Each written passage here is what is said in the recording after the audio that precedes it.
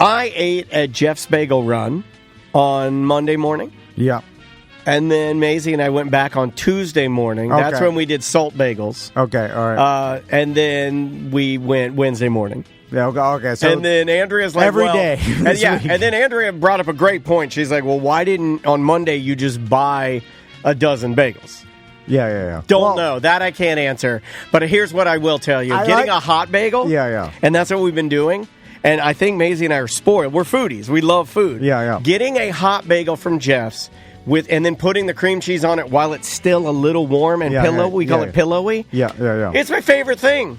It's one of my favorite things to eat. It's ice cream summer right now at Jeff's Bagel Run. Yeah, they partner with Jeremiah's Italian Ice. My family loves Jeremiah's, and they have two, specialty cream cheeses. Very limited. Scoop Froggy Frog is a mint-flavored, mint chocolate chip-flavored, sweet cream cheese. Really, really good. Try it before you knock it. And if you just want the one that I think would be a home run for everybody, the mango one.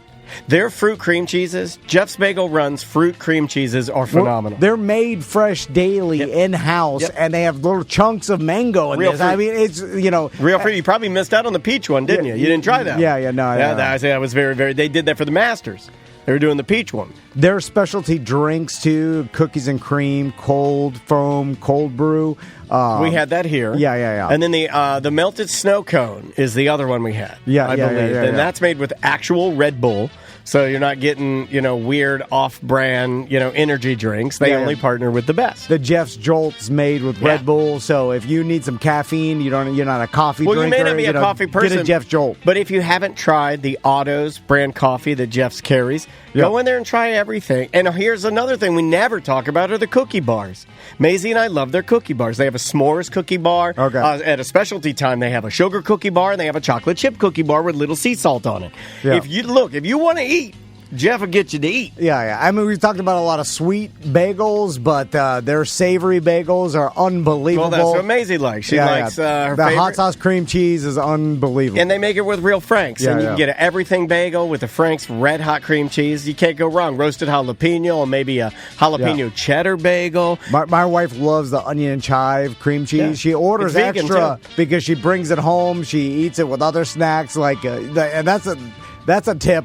Just get extra cream cheese, and then you put it in your fridge. Put it on everything. It makes for awesome dips. The banana pudding cream cheese is, we've been talking about crack this week. Banana pudding cream cheese is actual crack. It's so good. So what's awesome about Jeff's is they're opening up everywhere, all across Florida, all across the East Coast. Yeah. Tennessee, some Georgia, maybe some Carolinas, I believe. So if you're listening to this, there's probably a Jeff's Bagel Run near you right now because it's a franchise and they're opening up. They also have franchise opportunities. You could buy one if you want. Yeah.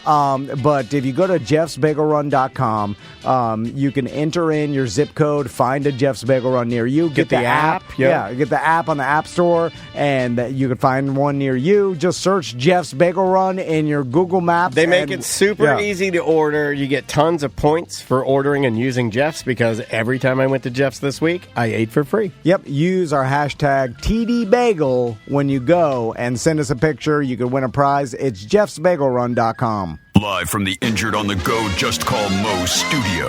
It's a blast! It's Orlando's own Tom and Dan. Hello. This is your Mediocre Time with Tom and Dan program. We hope that you will find our presentation precise, joke heavy, and just right. Thanks.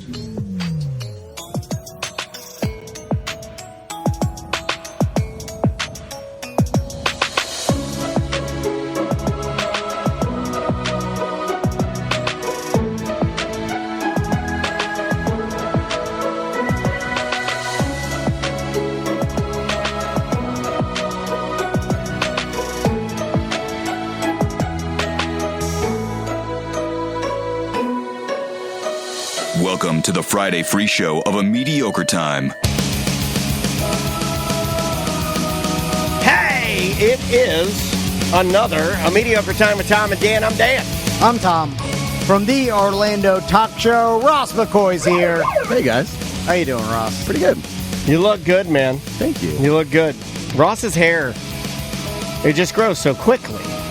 I like, you know what? People with no kids miss out on the feeling of summertime. What do you mean by that? Explain. Okay, because when you have no kids, every day, just... It's a winding road. it's all, it's the same. Who cares? Like, God damn, coming in hot with the Sheryl Crow? Like 2 minutes in, you get the shit. You come in hot with the Sheryl Crow.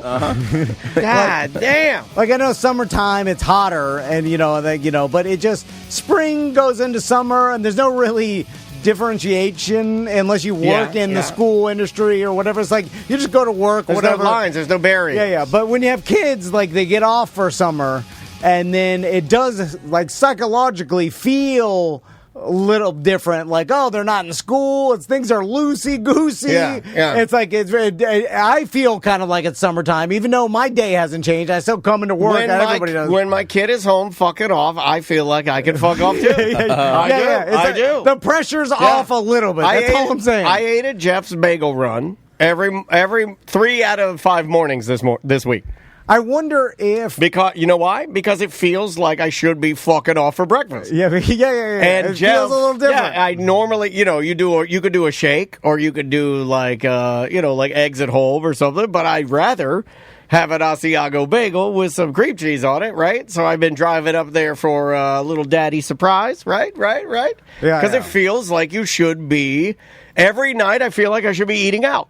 I don't know if you have that problem, but it's like vacation. Yep, since Maisie is out of school, when I get home, when we get done here, I'll go home, I'll work out. I think you do something similar. And when I get done, I kind of feel like after that I want to go get a hot dog or go to a seafood restaurant or do something crazy.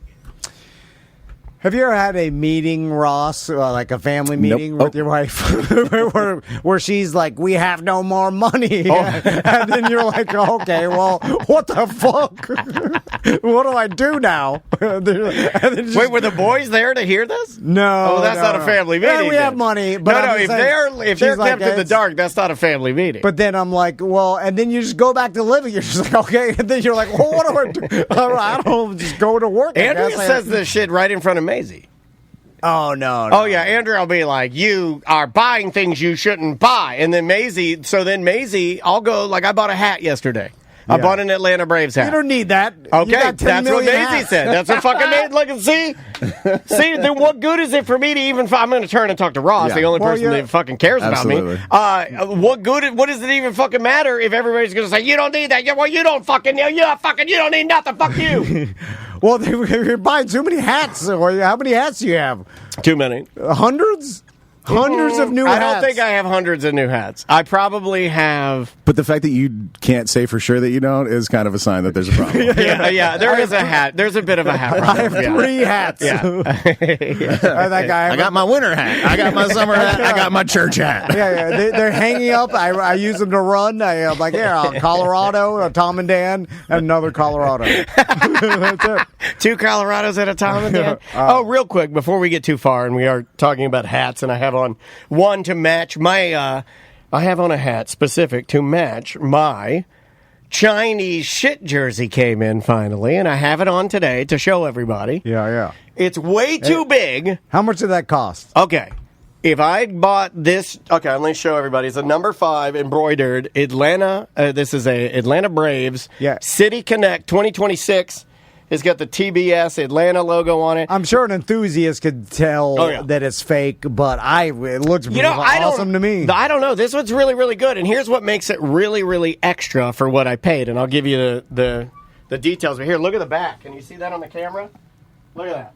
Yeah, it's got your name on it. Yeah, but it's all stitched embroidery. It's not bullshit. All the patches look great. The only part that looks a little bit, maybe like a little bit questionable, is the authentication tag at the bottom. Yeah, that looks a little bit off to me. But like all the patches and stuff look great. Yeah, it's even got like the little Nike authentication patch here that Ross is talking about. So here's the deal with it. This jersey, This is a large. I probably should have gotten a medium. It would certainly fit better, but luckily baggy clothing is in right now. I learned that from Craig. Billie Eilish. Oh. I learned that from the, what's the name of your company? Elite Vintage Apparel. Elite Vintage Apparel. Baggy is in.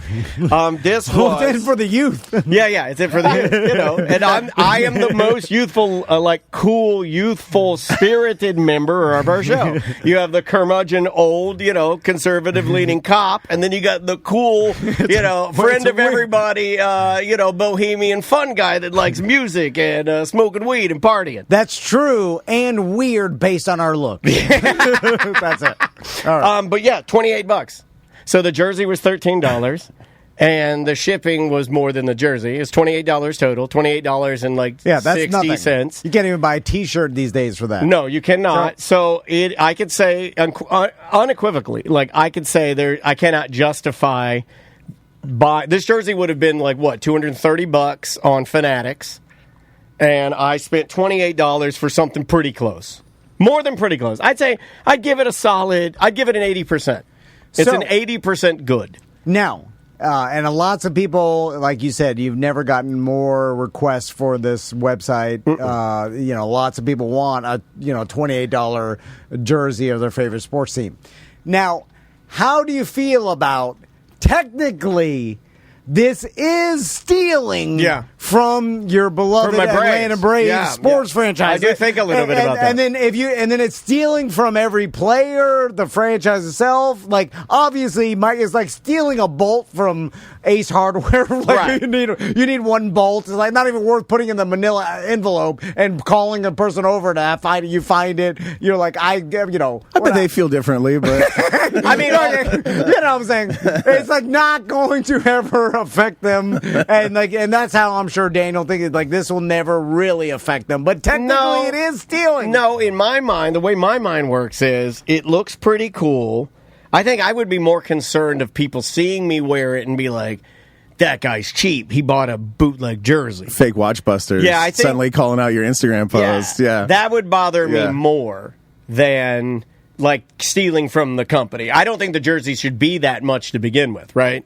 Yeah. I don't think anybody listening to this thinks that it's fair to go on Fanatics and go to buy a Braves jersey, and if you want to get your name on it, it's literally half of $500. Yeah. Right? Yeah. That's how I put it in my brain. It's half of $500. A quarter of $1,000 is how I frame it in my brain. You mean to tell me that this shirt should cost a quarter of $1,000? I think everybody knows that that's bullshit. So that's where it breaks down. Too expensive, okay to steal. I got on my... I'm just fucking... No, I know what he's saying. I'm just giving you shit. But there is a part of me, I wanted to see what it was like, number one. I mean, this has kind of fucked me up, right? Let's talk about it. This kind of fucked me up. Because I did this almost as an experiment to see, what do I get? This number 5 right here is so well stitched. I was comparing it to my Bijan jersey that is also stitched that I ordered this year, right? That one was $200. This was $28. The stitching on this one is more real, more authentic. The one on the Bijan jersey is one step under a real jersey. It is simulated. Do you see what I'm saying? It's not as good. Well, the same... Yes. Individuals are doing it. You're in the same factory a lot of the time. No, you're right. You're right. So across the street is close. So that's why I'm saying to you both, I'm kind of fucked up because now I don't see the value in even buying the $250, the real one, because it's way overpriced, and this one isn't going to be authentic. So, and it's decent, but I don't know. Now, is this... People can tell. So, you know what? Fuck jerseys. I guess I'm out of the game. But is this the equivalent... Okay, so when you wear a fake Rolex, right? Yeah. My dad wore one. You're one. So I'm allowed, right? I feel like I'm allowed to wear anything fake. And this is pretty close to the same analogy because a real Rolex is a very expensive, right? Be, yeah. Correct. And you can make the argument it doesn't need to be this expensive. I know it's a handcrafted clock, works people putting these together. Link is going to be so disappointed. Whatever it's a craft of it or whatever they these charge clock for people, these big clock and people, the brand or whatever. Anyway, so it's you could buy a similar watch for way less money or whatever. You could buy a knockoff Rolex. So anyway, they charge a high price for a Rolex. So then by wearing a fake Rolex, you're trying to tell everybody, I can afford this Rolex but then no one can tell it's fake. So like I'm presenting to everybody that I am have enough money to afford some high priced item. Is that kind of what you're doing with this? Because it's presenting itself as a $250 jersey, but it's a fake. But it shouldn't be $250 to begin with. Well, that's subjective. To the people that really are buying the real jerseys, you're like, if I'm wearing the $250 jersey and I'm standing next to you, and then we're both getting credit for our the amount of money we spent on our clothes, and you're like, hey, this guy, this is fake. I spent the real money. Is it something like that? Like a Rolex? Like a fake, two guys wearing Rolex, one real, one's fake. I don't think so, because the fake Rolex guy is doing everything he can to hide his green wrists and like not show off. He's trying to present that as a real Rolex. Dan hasn't shut up about how this is a fucking fake jersey. He's telling everybody far and wide, hey, listen, this is a fake jersey. Our listeners, but I'm saying the guy in the street. And I look down, I'm like, this guy's, he can afford a $250 jersey. He's rich. And he's got the authentication tag on the bottom. I do. Look, it's right there. It's right there. So my question is, should you take off the tag? What if I just put an X through it with a Sharpie? Yeah. So should you show everybody like, hey, listen, I like the Atlanta Braves. I don't want to pay $250, but I'm not fronting.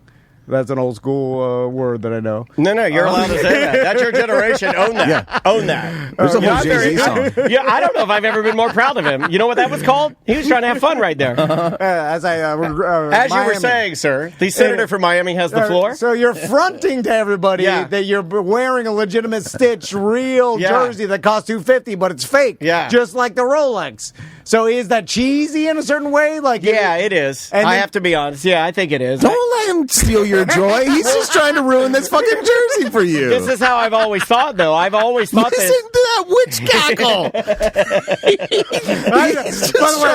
This is fucked up that I didn't even plan to do this. This naturally came. The idea of fucking with Daniel and his New Jersey, I was like, oh shit. This is the a only good thing one. I bought myself for my 50th birthday was a $28 knockoff Chinese. Why don't you buy a real one? No, you think Andrew gonna let me buy another jersey, dude? I barely got that hat through the approval yesterday. Seriously, all of my... I think the listeners think this is bullshit. Let me correct some things here. If I make any purchase, it alerts my wife on her Apple Watch of any purchase I make. Like, immediately. And then I will get a text. So yesterday, I bought a hat with a coupon, and then I had to send her a text and say, don't be mad.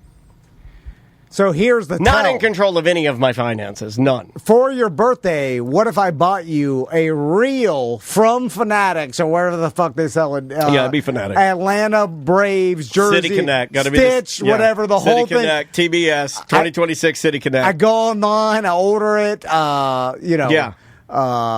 extra small, I don't know what he is feeling. I'm glad he's having fun, though. You know what? On a Friday, it's a fun Friday. It would be a medium now because this is a large, so I would probably do a medium. And then I ordered it for your birthday, and then you get the real one. Yeah. Which one do you wear? What do you think?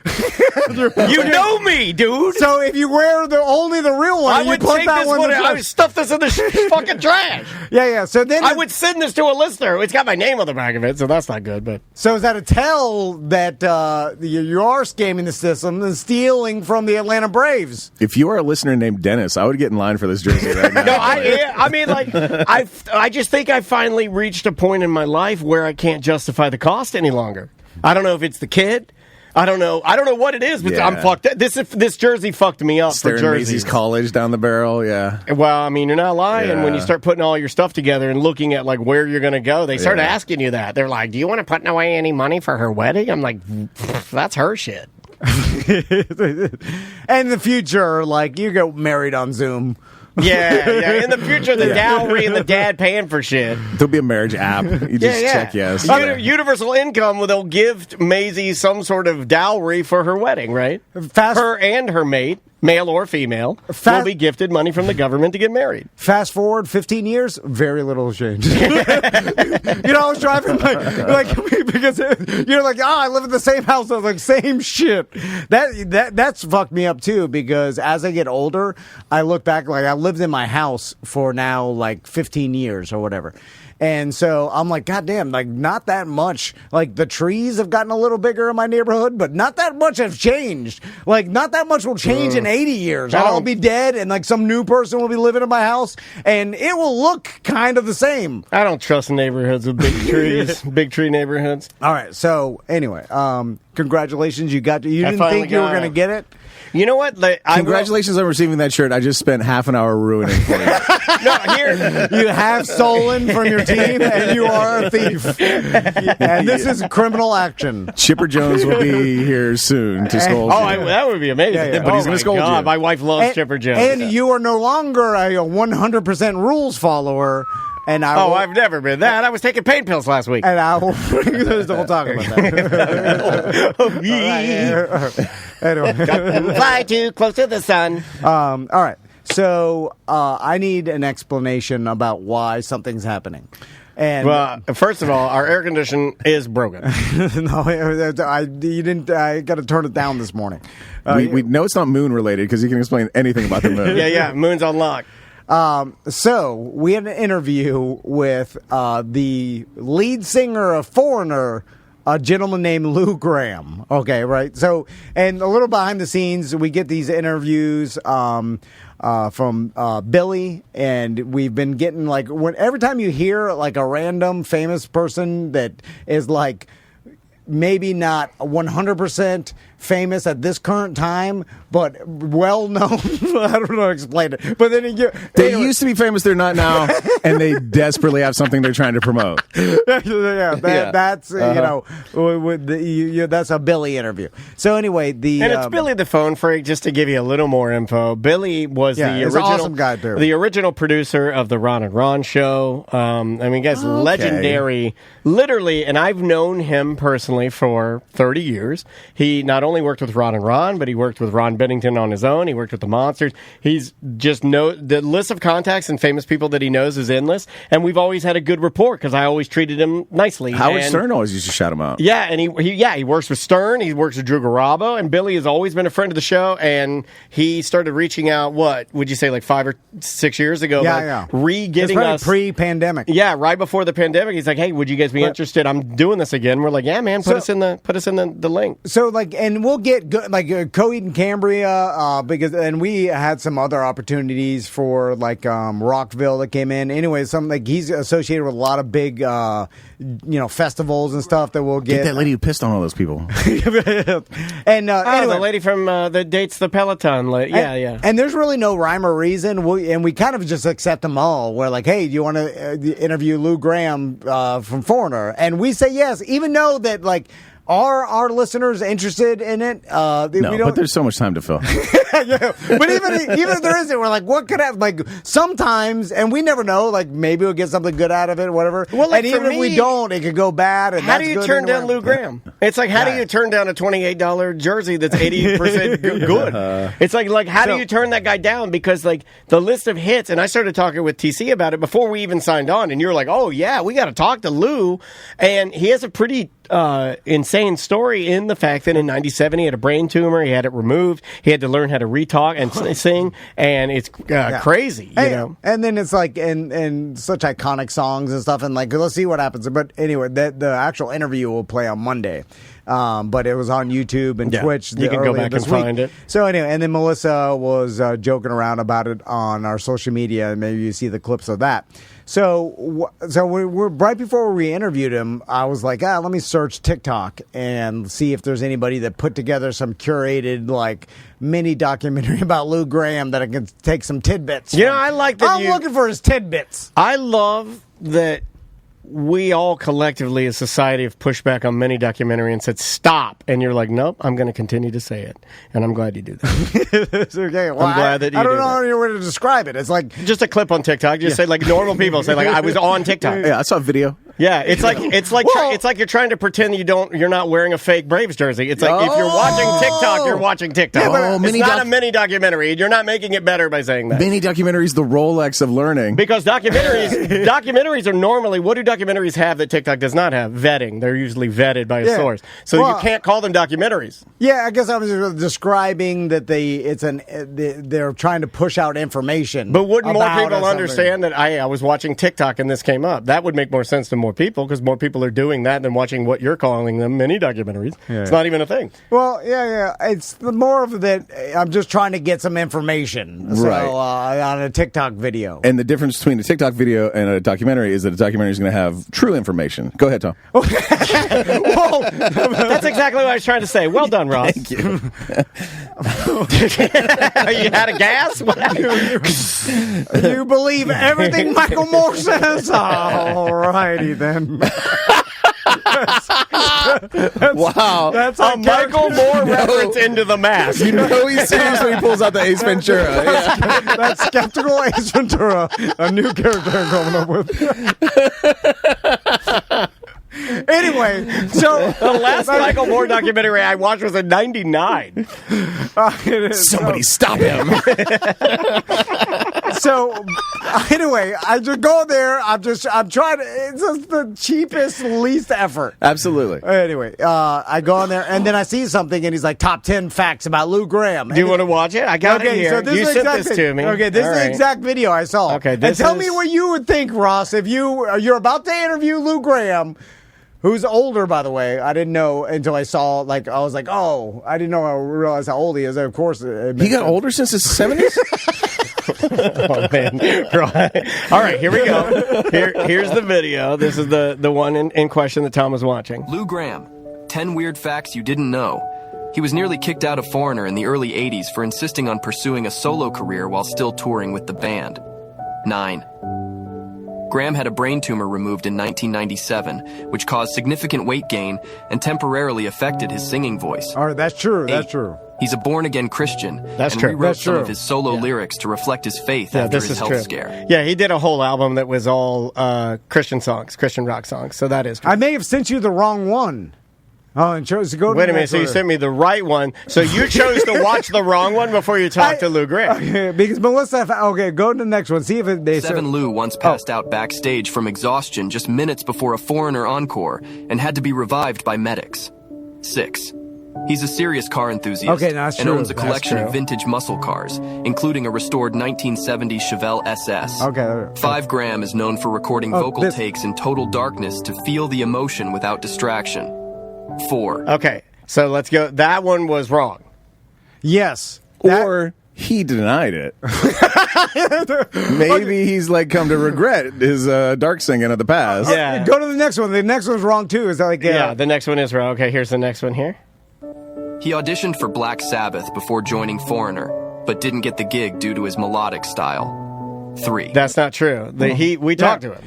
So they did a lot of drugs back then. He could easily have forgotten a Black Sabbath. And he had a brain tumor. Yeah. I mean, we're not forgetting the fact that this guy had a brain tumor. He may have forgotten the fact that he had a brain tumor. Maybe the brain tumor ate the part of his brain that held the audition. Oh my God. All right, so this is different. He may have made this video himself and then forgot he made it. Yeah, so now because he had a brain tumor. Now is a theory that this is true and Lou just didn't know. He lost part of his brain. Well, okay, I'm going to tell you what my wife said to me when I sat on the couch and we were laughing about this. Andrea said, when he started yawning, Andrea's like, "Why are you tired? And someone set this up for you." I was like, that's a funny joke, Andrea, because his chair, the computer, it was all set up for him, right? Yeah. They had set him up for success. Well, he's older. He's tired. He's tired because he's 100 years old. So why? Okay, let's assume that. Oh, I asked Lou. Lou said that's not true, and it isn't true, right? Lou knows the best, and let's assume that he didn't forget it. It wasn't true. What is this? Because now you could, and you said earlier, Ross, this could just be AI because that's a fake voice that, maybe AI is putting together social clips and just dumping them into the internet and to social media and the world of endless garbage and stuff like that. Now, if I search using Copilot, okay? Yeah. And I do, because most Google or, searches are going to AI models, right? It says, and this is a Copilot search, Lou Gramm and vocal performances in darkness. Because I said, does Lou Gramm cut his vocals in total darkness? That's just the question I asked. Copilot says, there's no public record or credible interview in which Lou Gramm has ever said he cuts his vocals in total darkness. So is this something where AI just picked it out and then they just, throw it out there? And then Google says, if you are thinking, because I asked the lead singer for Foreigner, Sing in the Dark, it says he sings a track called Women in Black, which features the lyrics, I saw a dark silhouette at the table. Maybe you were thinking of a time where he sang this and concert stage lighting was dimmed. It goes even further. Check this out. This is interesting. It says, if you've heard a rumor or anecdote about him cutting vocals in total darkness, it's likely a misunderstanding, a misattribution, or a fictionalized account. So it's bizarre that it's like, all right. So you're wondering where the origin of that fact. Yeah. Okay. Yeah. Because it's such a perfect little fact that they're like, he does it to like focus and like they have a whole kind of sense. They have a whole lore behind it. For the record, when he said that, I'm like, oh yeah, that's great. We'll do that. Like, right? Yeah. Because that is a completely believable fact. Absolutely. Yeah, it would be a bizarre motivation to just throw it in, because then I'm like, did a human think about this and like throw in some false facts about Lou Gramm just because it'll be more, like, was it just made up? Or was it AI just grabbed it from nowhere, kind of like made it up because we don't even know how exactly, they took a bunch of real ones and they threw in a fake one and no one, because it's also about a subject that's like, Lou Gramm is, people know him from Foreigner. But Shred Bear in our chat room on Twitch is this kind of interesting thing he says. He says it's a generic fact. It's almost like AI.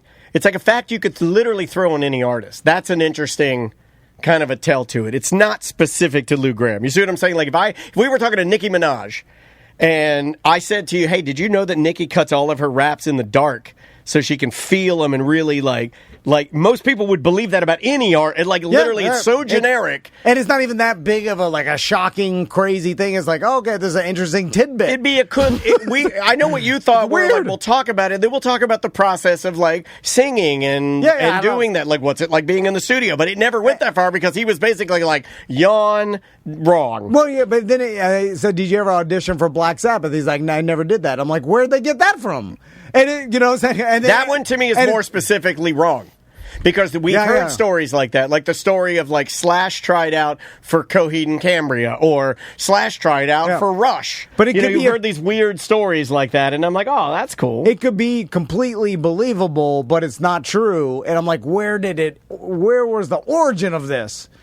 And then it's weird to me that AI there's a bunch of other facts that are available online that AI could draw from, that they could put in a top 10 list without making up weird, untrue facts. Right.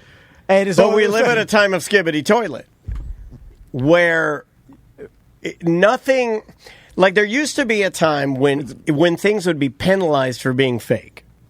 I felt like if you had inflated numbers, or if you wrote a news story that was actively wrong, then that was shunned and you were punished for doing that because that's not in the spirit of what we were trying to do. Yeah. But the spirit, to me, of the internet, somebody talked about this on our Reddit, on the Tom and Dan Reddit, about how the spirit of the internet is almost broken in the fact that if you're not going to the internet to either gather good information and put in good information, and if the equation is now changed to, I just want to watch it burn, or I just want to play a prank, or I just want the clicks, or I just want the eyes, or I'm going to put out whatever information as long as it benefits me. Correct. Yeah. Then the whole spirit of the whole thing is tilted, and then it all becomes garbage. It all becomes garbage. That's dead internet. Yeah, dead internet. Yeah. What's the guy's name we're talking about? Lou Gramm. Okay, so a guy named Graham Bonnet did audition for Black Sabbath. Oh, AI cross-reference. Declined an invitation audition in the 1980s, it says. Okay, so maybe it was just a confusion. AI picked a Graham, and it was like, oh my God, Teddy Graham.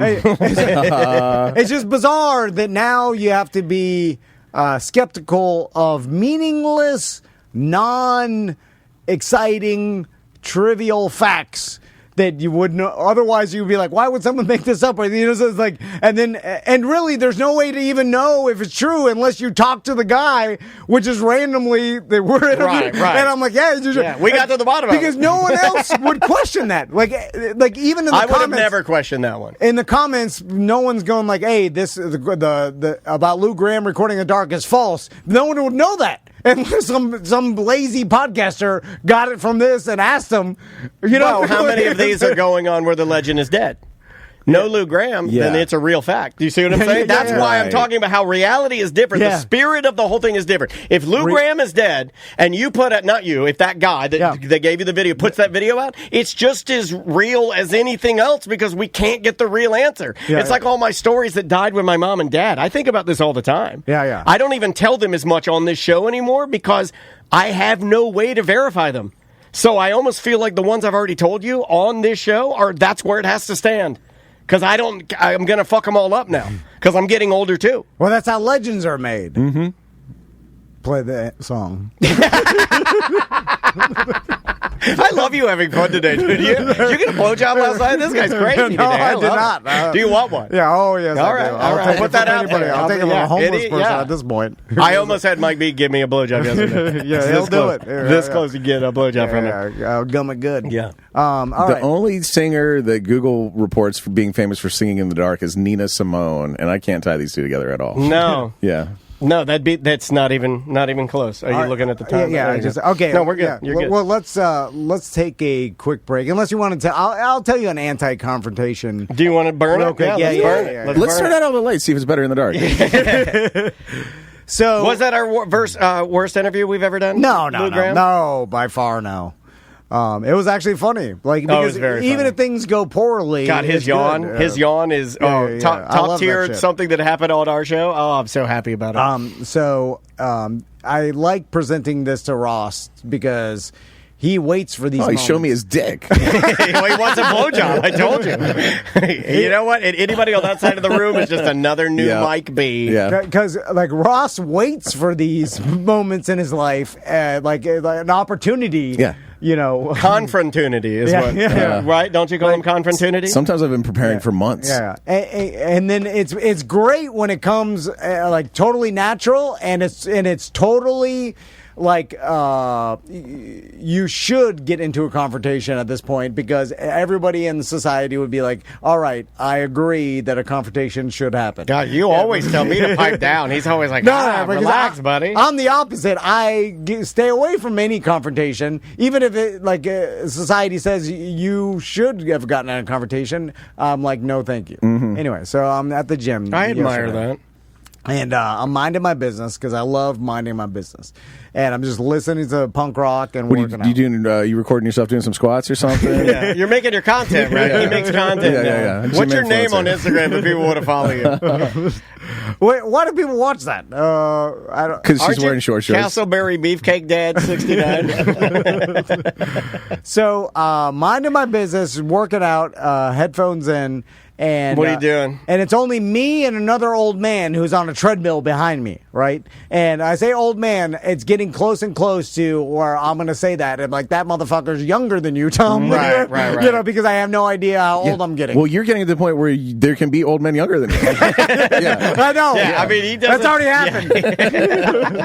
Well, look, I was talking to someone, and I'm like, this motherfucker's, like, I'm thinking he's like a couple years older than me, a couple years younger. Yeah. Anyway. That paint guy bullied you hard. The Florida paint guy? Yeah, That one hurt. So anyway, I'm sitting there minding my business, and all of a sudden, a group of 4 teens, and it's 3 teen boys. Oh, I've seen these videos. Oh, okay. Never mind. And a teen girl. I thought you meant workout teens. I've seen workout teens that come in there. We need help with our yoga. And they come in, and like 3 of them have no shirts. Are you working out with the Broccolis now? You and the Broccolis? There was 2 Broccolis amongst this group. Yeah. And 3 of them had no shirts, and 2 of them had no shoes on. Oh, wow. Right? And so they come in and no shoes, no shirt, no broccoli. Now I don't notice. What gym lets you in like that? Well, it's a community gym. Yeah, if they have a fob, you'd have to call their parents to get them out of there. Yeah, the kids around here are entitled pricks. No attendant, no tile service, none of that stuff. There is a person at the front desk,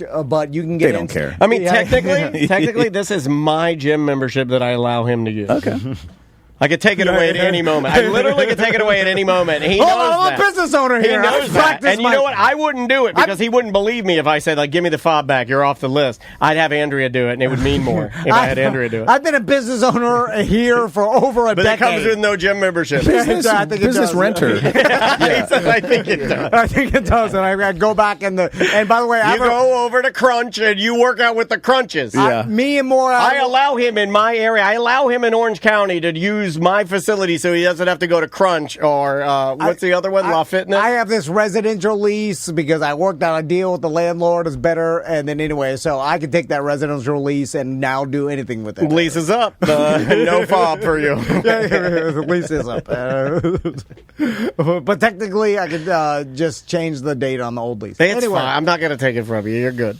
I'm waiting for it. Fucking. That is the way I would do it too. I would just call them and say, "Shut down the fob." That's how big. And I'll know it's you, and I won't even mention. I'll come here. I'll be mad. I'm like, yeah, you won't say a word. But I'm gonna put some doo doo in your salad or something. I'll start getting you every day. Anyway, so wow, it kind of makes you wonder, what you've done to make him mad before and what actions he's taken. Yeah, I assume there's doo doo in all my sandwiches. All my sandwiches. And I've done nothing to this guy. He's crazy. Yeah. He's just as crazy as me. He thinks I've been taking away his fob. It doesn't work one day because they're doing maintenance. He thinks it's me shitting in a sandwich. This guy's crazy too, just a different way. We're on different ends of the crazy, but both crazy. Anyway, so me and the old man, and then these teens. Human shit or dog shit in this salad? What would you? No, human shit. Okay. His shit. Right. Human shit is all. I can power through dog shit. Yeah, revenge. If you want to get revenge, you have to use human shit. Yeah. And all other shit is not even that bad. Human shit smells like human shit. Hold on, Tom's doing a live read for human shit.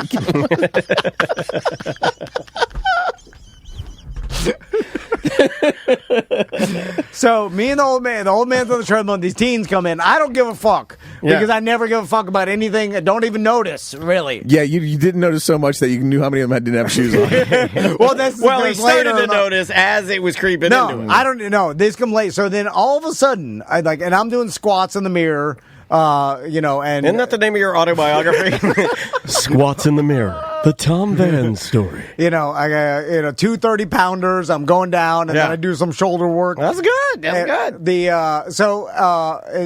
And then all of a sudden I hear the old man because stop touching my anus! They're holding him down. No, they're videoing it for some content. He starts having some confrontation with these teens, right? And I know something's happened. I'm playing loud punk rock in my ear. Put your fucking shirts on, broccoli. So I go up and I click my earbuds off, right? So, but I pretend like I'm still not even noticing what's going on, but I want to hear what's happening. That's an Andrea Dennis move. You want to eavesdrop. Because it's boring in there. God damn, it's boring. You know what's beautiful about Apple product headphones, noise canceling? Most of them do it, but Apple especially. If you turn them off, they still do that thing where they're it's superhuman hearing. You can hear things better because of the noise canceling. It'll start sucking things in. I just bought a pair. Is it the 2 or the 3 Pro that's out now? 3 Pro, I think. So I have 2s. I just bought a pair of the newest ones. It does live translating. Yeah, it's wild. It's crazy. The live translating is wild. And also, when you go to a gym or whatever, a lot of the fucking waste of your life in there. You're just there you have this routine and you're just there and you're like, God damn, how much time have I spent in this place staring at the same fucking wall? Right? Yeah. And it's I should do this outside so at least I can get some nature. Or I think about changing my way of working out because I was going to the same room twice a week wasting my goddamn life. I feel you. Anyway. So the old man go work out in the woods nude. That's what you're supposed to work out. It's just something. Tell the broccoli. So, hi guys, I'm thinking about going out here working out nude. So the old man starts yelling at these teens. He's not yelling at me.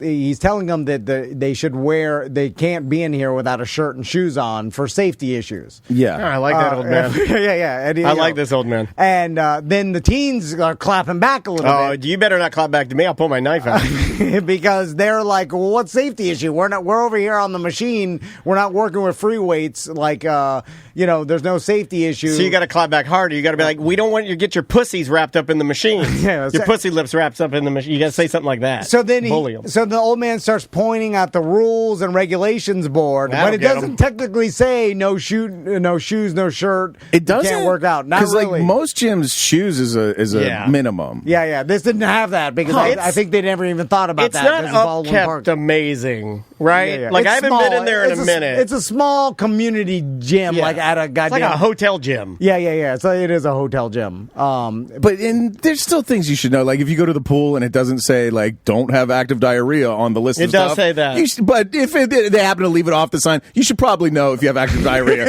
Don't get in the pool anyway, right? Like, well, you know what? I wouldn't have thought of it. Because I have active diarrhea a lot of times. Most of my life. Who has passive diarrhea? Who's that person that just walks around never having it, but I got it? Who is that? That's not a thing. In my drinking days, if I just pushed hard enough, diarrhea would come out. Oh, me too. Every fart was a shit for me. Yeah. 100%. So anyway, the chat room is saying that it's HPV wart crazy on their feet. That's not, what are you doing? How much misinformation can we cram on a show? A lot, right? They all got the shots. It's the new generation. Anyway. Yeah. Maisie got the vaccine. So he's going back and forth and shit, and I'm like, oh, this is Was it making you uncomfortable, or were you enjoying it because you're distanced from it? You're not even involved. You're in the catbird seat, buddy. So the old man's like, the safety issue, you got to have a shirt and shoes on. How close is he to them? Did he have to like take 3 steps to intervene? No, 10 foot. They're real close. It's like a hotel gym. It's small. It's like how much bigger than this room? It's two. It's like double of this, right? Maybe 4 times this. It's the size of our entire office? studio. Yeah, like our office. Like 2 rooms and the lobby is that big. So it's this space. Anyway, so he could talk to him easily. So he's talking to him back and forth. They're like, I don't see the problem, blah.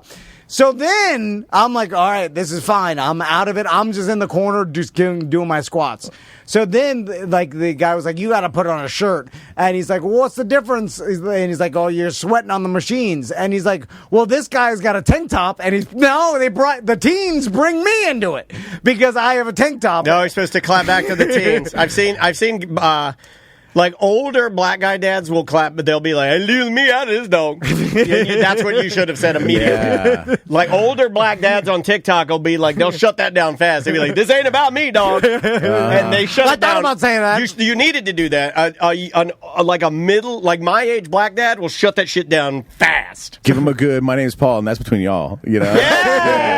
Yeah. We might follow the same people. Maybe. So then the teens are like, oh, well, this guy's wearing a tank top. He's getting sweat. Did you have your girl tank top on? Yes, I did. Oh, did you know I was going to say that? You probably did you? This guy knows. He wears a girl tank top now. He wears a razorback or racerback. And it comes together in the back and it's too tight and you got like your titties out, dude. Uh-huh. Like it's like you're working at Twin Peaks or some shit. It's hot. So then I pretend like I'm like what, I see them pointing at me or whatever, and then I pretend because I'm hearing. Did you have a flashback to the black kids saying you had titties in the pool, and you're like, these kids are talking about my tank top? So then I'm like, oh, I take my earbud out, and I'm like, oh, what's happening here? And I can hear you now. So, you did that? Oh, what's happening here? Oh God! So Officer Tom. Now immediately the old man wants me to catch his back because I'm another old man. Team old man. But guess who hates appearing old? Oh, he's trying to broccoli his hair up as fast as he can. You're trying to perm it with your fingers. But I also want to show the teens that I'm not a goddamn... That you're a cool dude. An old Scott, or whatever they call the male version of a Karen, or whatever that is. I forgot what there is a term for it. I'm a Brandon. Oh, shit. Let's go. Oh, fuck, I fucked it up. Hold on, which side? I don't know. Anyway, but then I'm like, what's happening? And they're like, do you care? And this is the worst. They ask you? Yeah. They put you on the spot? They're like... I'll answer these things so well. They're like, do you care if we don't have any shoes on or no shirt? And then the old man's looking at me. Yeah. Because he's expecting me to say, like, yeah. What's your answer, cop?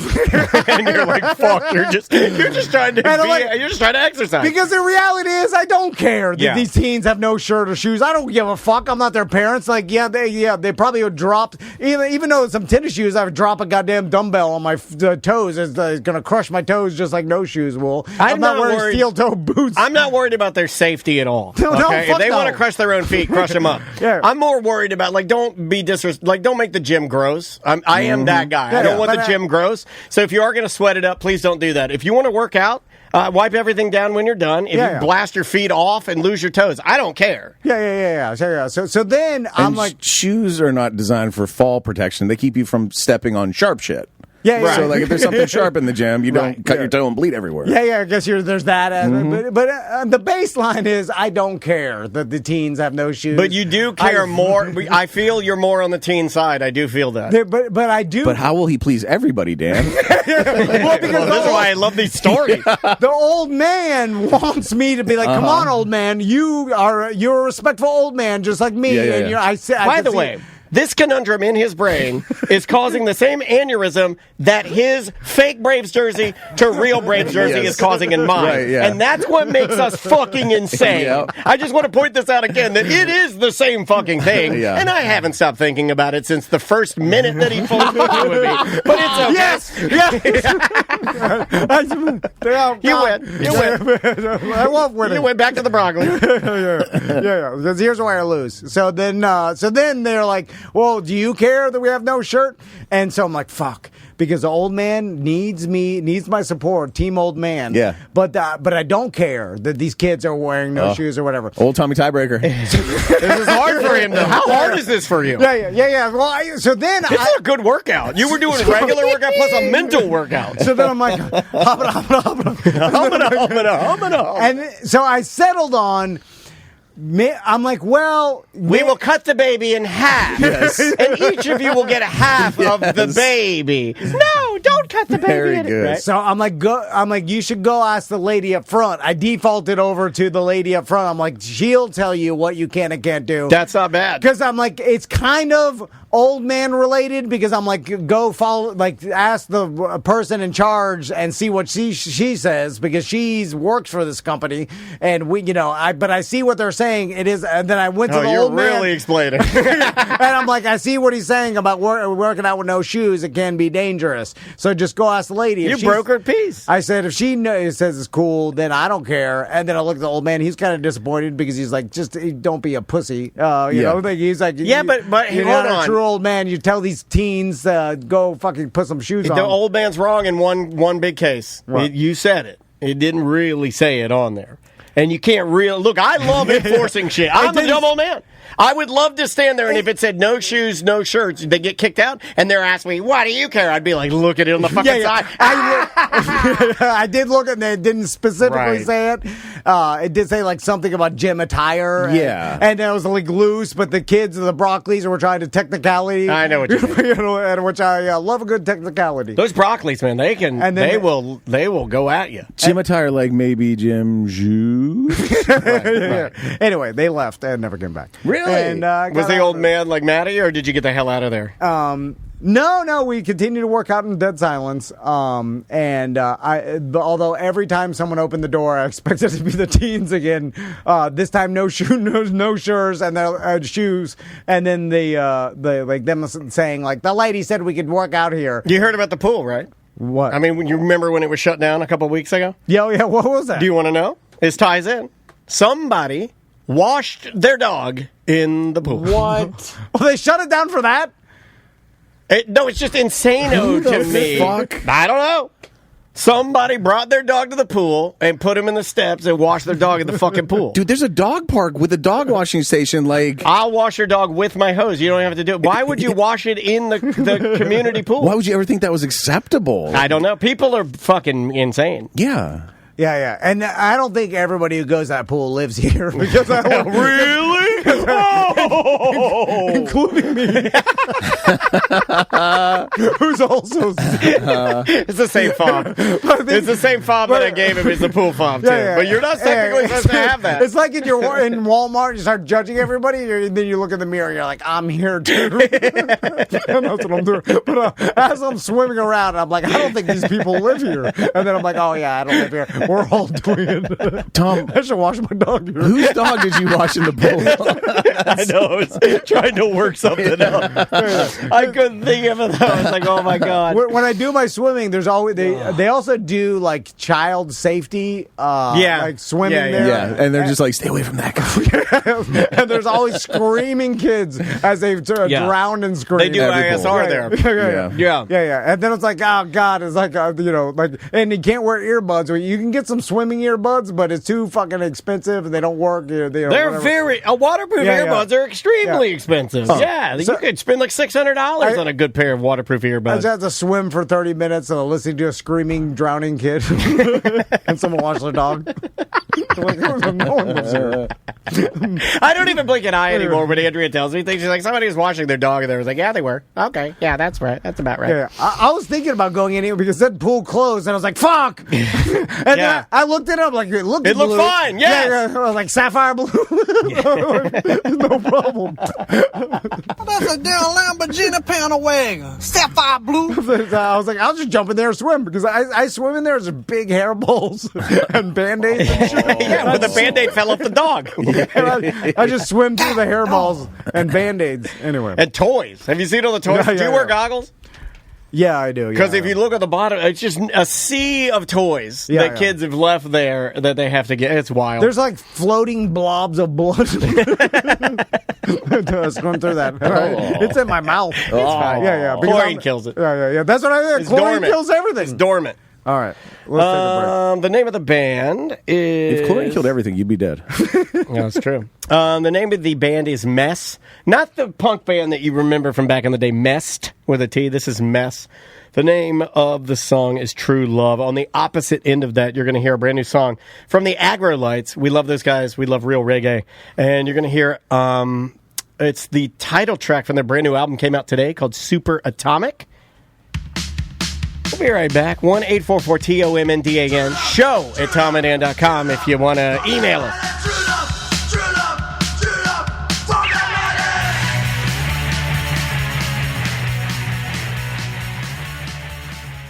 If you want your medical marijuana license, buddocs.org. Dr. Shenlate has been working with us for years now. Yeah. And it's super easy. When you go to buddocs.org, you can get same-day appointments. You only have to see the doctor one time. Yeah, one time in person, and then the rest of the time you can see him telemedicine, multiple locations, Lake Mary, Hunters Creek, Tampa, Melbourne. I've been to both Hunters Creek and Lake Mary. Super nice offices. He makes it super easy for you to do this. And once you go that one time, then the rest of the time, he'll text you when your recommendation's about to be up, and then now it's just an email. So the telemedicine is optional. So it is easier than ever. You want to hear something crazy? Yeah. When Tom says easier than ever, I was in the parking lot of a True Leaf, and I went inside to order my, my marijuana. Yeah. Your medicine. Call it your medicine. I got getting my medicine, and they're like, "Hey, it's your American medicine." They're like, "Hey, Mr. American Medicine Man, your card is expired." And I said, "Please excuse me." I went to my car. I sat in my car. Shenlate, papoom. I bought 1 and a 2 and a 3. Get an email back. I didn't even have to see him.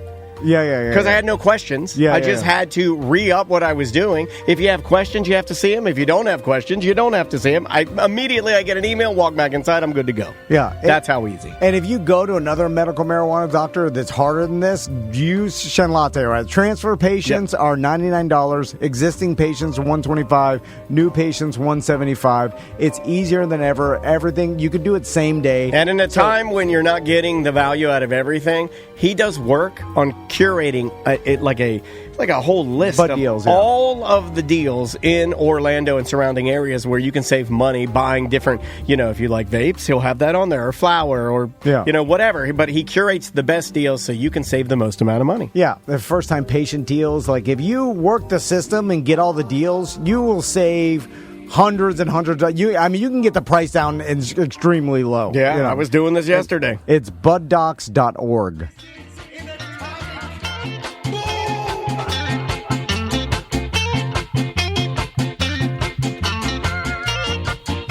That's some happy music right there. We've talked to these guys. They've played the West End Trading Company. I believe they were on a hurricane party bill 2 years ago. It's our friends, the Agro Lights, with their brand new song, Super Atomic. Welcome back to A Mediocre Time with Tom and Dan. So Ross just told me something that has ruined my... he blew up the show, right? Like we both reacted to this strongly. My grocery cart habits that I've been doing all my life. Yep. And now that you bring it up, like, of course that's happening. And of course I should have not I usually done set this. my phone there. Is that bad? I also, when I learned this news, I was surprised that I'd never considered it before, as gross as it is. Yeah, okay. And we were kind of talking about how, like, you know, we were mentioning someone washed their dog in, like, the Baldwin community pool, and that's why they shut it down.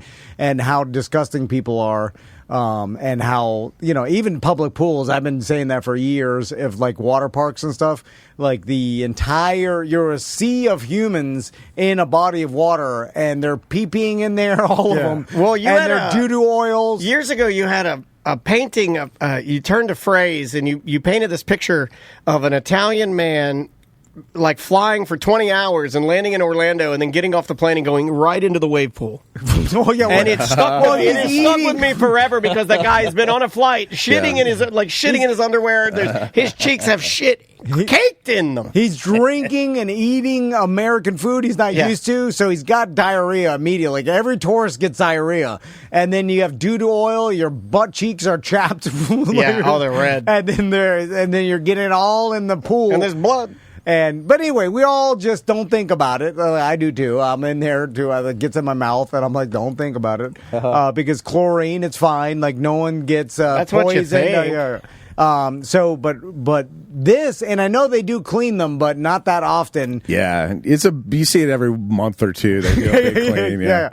So, Ross, describe what has ruined the grocery cart for you. So when you go to the grocery store, you get your cart. It's got the little fold out area at the front where you could put a baby or your bread. You know, keep it safe. I put my produce. There you go. Keep it from getting squished. I put my produce there too. Yeah, because I'm too lazy to get the bag sometimes, and I'll just grab some tomatoes or potatoes or jalapenos and put handfuls in it. I just put it in the baby area. Now, you guys aren't as advanced as me in being trashy. If I'm at Walmart, I fold that out and I stick my jumbo soda there. Okay. I have a jumbo fountain soda that's at least a foot tall and about, I don't know what diameter that is. The lid is bigger than a softball, and I put my soda there. Yeah, so we're putting food in there. I was watching mini documentaries the other day, and a guy came across ranting about the fact that basically that area is an area for you to put a baby, and babies wear diapers and shit everywhere, and thus you're putting your bread or your produce in essentially a shit box at the grocery store every time.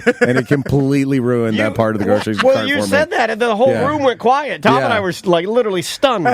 Because that is right, and that's not irrational, really, because I'm not a germaphobe, and you've heard me and Dan know. I saw Tommy light it up when he was a baby at Mellow Mushroom in the back of your car. But babies do have shit spilling out their diapers a lot. Blowouts are real. And then there's probably baby shit somewhere on that, and I'm putting my goddamn jalapenos. Mm-hmm. Yeah, but where do I put my stuff? In the bottom now? In the bottom. Yeah. You got to go front bottom, because like your soft stuff. My wife has a front bottom. It's like a weird. Shouldn't have said that. And you know what's weird? In a world full of germaphobes. A world full of germaphobes. Because I wouldn't put my groceries on the koala changing table. Yeah, right. In the bed. Yeah. Like, I wouldn't go in there and let me put the table down and put my shit there. You're working on the pub sub. You got to piss. You put it on the koala changing table. But I would put a beer on top of the urinal in the bathroom. Yeah. I think I selectively do it. I think I selectively pick and choose what I'm disgusted by. I would never take an open top beverage into a bathroom. I'll take a glass beer wide open into a bathroom, set it there. There's pee-pee sprinkles flying everywhere. My wife said the same thing, Ross, and to that I said I open my mouth in there. Yeah. So what's the difference? True. I have my mouth open in the bathroom. It's the same as bringing an open beer. Think about it all the time. I'm never opened my mouth in the bathroom. I believe him. All right, so I believe him. So we did a Weird Job Wednesday about would you say 2 months ago? When did the Holy City Barbecue come in? April. And so in April. How did this come about? Because like when I found out, I was like, oh, you said, hey, we got wasn't it a marketing agency reach out to us? So yeah, I went to Colette's. You know what? I got to do more networking. Because I'm never outside of our group, you know, like you can't market to Mike B. I'm just hanging out with Mike B. and then Mooney. That's how you network. Wow, I'm hanging out with the same people. I'm just drinking. Yeah. We're like, hey, what's the same old shit? Yeah, you're Mike B. and you're like, hey, did you hear about that place, that area where they put babies on a shopping? I'm like, oh god, this is how we network. Yeah. So then when we went to Colette's book release, like there's a whole new people, right? Because none of Colette's. A whole new people. You know what's interesting? Did you get this feeling when we went to... It's like a new world. But people. It's like scuba diving, but with people instead of fish. And these people are like rich whitos that have like construction businesses and do stuff. Did you get the feeling that when we went there... that we were the outcasts? Yes. No, that they thought that they were enamored by us, like we were a little bit dangerous. It was almost like inviting dinner for schmucks. It was that they invited a couple Walmarts to the Mercedes. And then some of our Walmart listeners, they showed up. They were upset about that. They're like, damn it, we didn't realize that some of their lower level Walmarts would show up. Damn it, we miscalculated. Where's the pool? I gotta wash my dog. Hey, man, y'all got a hose. I got some dog shit on my hand. Oh, I see you got a dog washer back there. Anyway, so a dog pond. So we're there, and then some people, you know, because some of the rich people sometimes the rich pay the poor to talk about their rich parties. yeah. But sometimes the rich white ladies' husbands that are like, you know, that they don't have a job, they listen, right? So, and then they're the breadwinner, and then the husbands are like, you know, they listen to the show. So that happened, and then the rich white ladies came up to me and like, oh, my husband loves the show, took a picture, and she's like, oh, I work for a marketing agency. And that lady, due to networking, reached out to me and like, hey, I got this client, Holy City Barbecue, and they want some media. Holy City Zoo Barbecue. Oh, whatever the fuck. They're out of business. Holy City Zoo. I wanted their marketing money, and now it's gone. I think they thought that a lot of it was going to be Holy City Zoo BBQ. Yeah, which is a stupid fucking name, by the way. Yeah, now you can say it. Get it off. You're saying it with your full chest, sir. Hey, my God. Don't put zoo in the name of your restaurant, or I'm going to think you're serving zoo animals. Yeah, a lot of people said that. Absolutely. And a lot of people said Holy City, like, is this a church? What's going on here? Why are your colors black and red? Is this a biker bar? Yeah, why are you so grumpy? A lot of people said that about the guy. Sometimes weird shit works, and I'm like, oh, you know, like, you know, fucking, they put a bowling alley in that, or they turned a bowling alley into the thing. And it's a fucking roller rink now, too. Yeah, it's got a roller rink now, too. $18 hot dog, and like, I would have said, like, well, this doesn't seem like it's going to work, but it did. It is working. Yeah, it's working well. But they also... Although that kind of does make more sense than the Holy City Barbecue bullshit. An $18 hot dog does make more sense. No, what's interesting about that, too, is also propped up by a restaurant group. You know what I mean? So they can get away with a little bit more. This was seemingly a couple from Chicago, the Chicagoland area of Chicago, that had a successful couple of restaurants there, and they were moving here, and they were pretty upfront about the reason they were moving to Florida was for politics. Now, the guy, the lady's super nice. Yeah. The guy was kind of a business dickhead. Hard to understand. Like, and then even our listeners made fun of the fact that he never smiled, and he was kind of that gruff business dickhead type of guy that, Well, the first thing he did, and I always take offense to this because I will... If somebody starts doing something that I don't like, I'll straight up... I hate this, by the way. I hate it.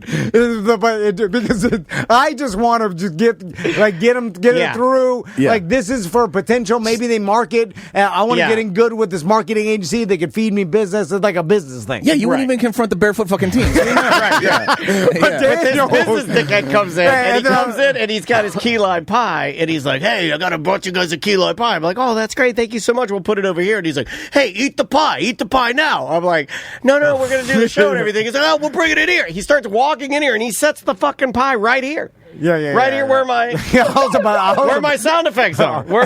And I'll eat it because I'll be like, okay, I'll just do whatever. Whatever the least. But Dan, I knew he made Dan mad. I grabbed the pie out of his hand, and I go, no, we're not doing this. We don't put pie in here. Pie goes out in the lobby. And then I'm like, oh, my God. Yeah, he's like, I can see him. Yeah. We gave the pie to Ross, by the way. That was the pie. Oh, I ate that pie. Okay, I knew you would have. That was a good pie. This is awesome. This is so awesome. Let's talk about the pie. I didn't want it in here. You know what it was? So you gave me that pie because that guy shit in it after this, right? That's why I ended up with the pie. No, in fact, I think he was mad that we didn't try the pie and he brought the pie. Yeah. But here's the thing. You wanted us to eat it on the air. We talked about it. Here's what I promise. I promise you. Love eating on air. That's great. And I have to promise this for my dad, my dead dad's bones. Don't come into my fucking studio and say I'm going to do fucking anything. I'm not. Dictate terms. You don't. I don't work for you. Right.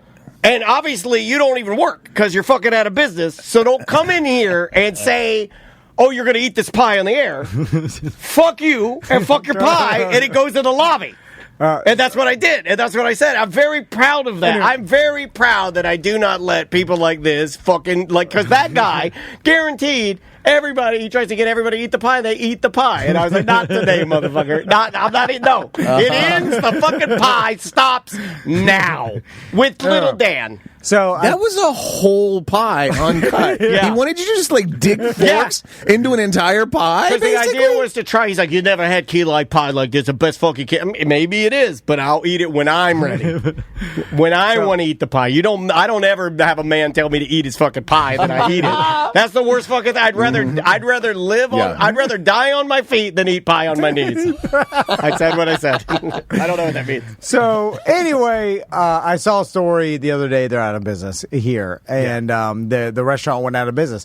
And I don't like all the people kind of dancing on it and laughing about it. I did a little bit there because I have beef with the guy for a split second. But like a lot of people are like, good, and I'm like, okay, that's weird. It's not good to root for that. So what's crazy about it is that, and then there's like Daniel research on Reddit, and the people are saying that construction costs. They spent too much on like construction costs, and it just didn't work out. $600,000 over, apparently. Holy cow! Yeah. But it's crazy. That's what happens when you put a zoo in a fucking restaurant. Giraffes need leaves, you know. And maybe just I forget that some people just have they have a bunch of money to throw around and take chances and gamble with, like that happens. But I'm always like, God damn, like this, the whole thing. They hired a marketing agency. They moved down here. They built this huge, like brand new concept, put a shit ton of money into it. And then it just goes out of business in less than 2 months. 6 weeks. It's like 6 weeks. It was only open 6 weeks. And they also did a weird thing that they closed on a Tuesday. Like just the organizational person in me can't stand, even if you're ending, I feel like you should end with one last big party. Let's drink all this liquor and say goodbye to this place. Like, I don't know. Maybe not. But I'm always like, come on, man. Let's at least tie a bow on this and go to the next dream correctly. Viking funeral. Yeah. Absolutely. Yeah, I don't like doing it on a Tuesday. You end it on a Friday, or you end it on a Sunday when we can all say goodbye, or maybe you just never reopen after that Friday that you close. I don't know. But to like open on a Monday and then close it on a Tuesday feels like maybe that night you were talking to your wife and you're like freaking out, or like, fucking, we're closing it. Fuck the pies. I don't know. Now I see, like, you look down the line and math is math, and you're like, shit, that's what happened. We've overspent, and we'll never recoup this, and we'll never get back even again, and so might as well end now. And there's a business, you like quitting early will save you a lot of money. A lot of people quit way too late, and they waste tons of money, and like, you're supposed to look and project in the future, and if it doesn't make sense, you quit and then move on to the next thing. So they probably did the right thing financially, but it's crazy that people spend an insane amount of money for businesses, and then it's seemingly not thought out that well. Yeah, it seems like you should have done that business math before you invest the $600,000 in the building that you can't support. Yeah. And then then 2 months open, and then you're like, done, and close it down. It's like crazy to me that happens. They must have just like wildly overestimated how much business they were going to have, I guess. Yeah, but how could you even have that much to I don't know. It's just like, it's weird to me for whatever reason. It also seemed like there's an entertainment aspect of this business. and a promotional aspect of this business that I feel like they were really doing a good job on. And then there was the business, if that makes sense. And look, I can only speak on what you and I do in this business, and you are more than 75% of any of the business aspect of this is Tom. But them getting on shows, they were on Brendan's show, Orlando Shine, they were on our show, they were on Think About It Pod, the two guys that do the food reviews. They were making the rounds. So my point is on that side of things and getting the word out, they were doing a very good job. And it seemed like they enjoyed that part. But on the side that matters, where it's like keeping the food tip-top, making sure and adjusting recipes to make sure that everybody likes them, paring down your menu enough to be able to order the stuff that you need and make sure that food costs are correct. That's really what you're supposed to be doing, not going on shows. You're not supposed to be... I think they were selling like the rockabilly cool aspect of the brand and not really... with not a lot of the brand holding up the novelty of the idea, like, if that makes sense. But like Ross is saying, like, it's easy to project future earnings and like what we've put out, and like they should have never even opened probably, right?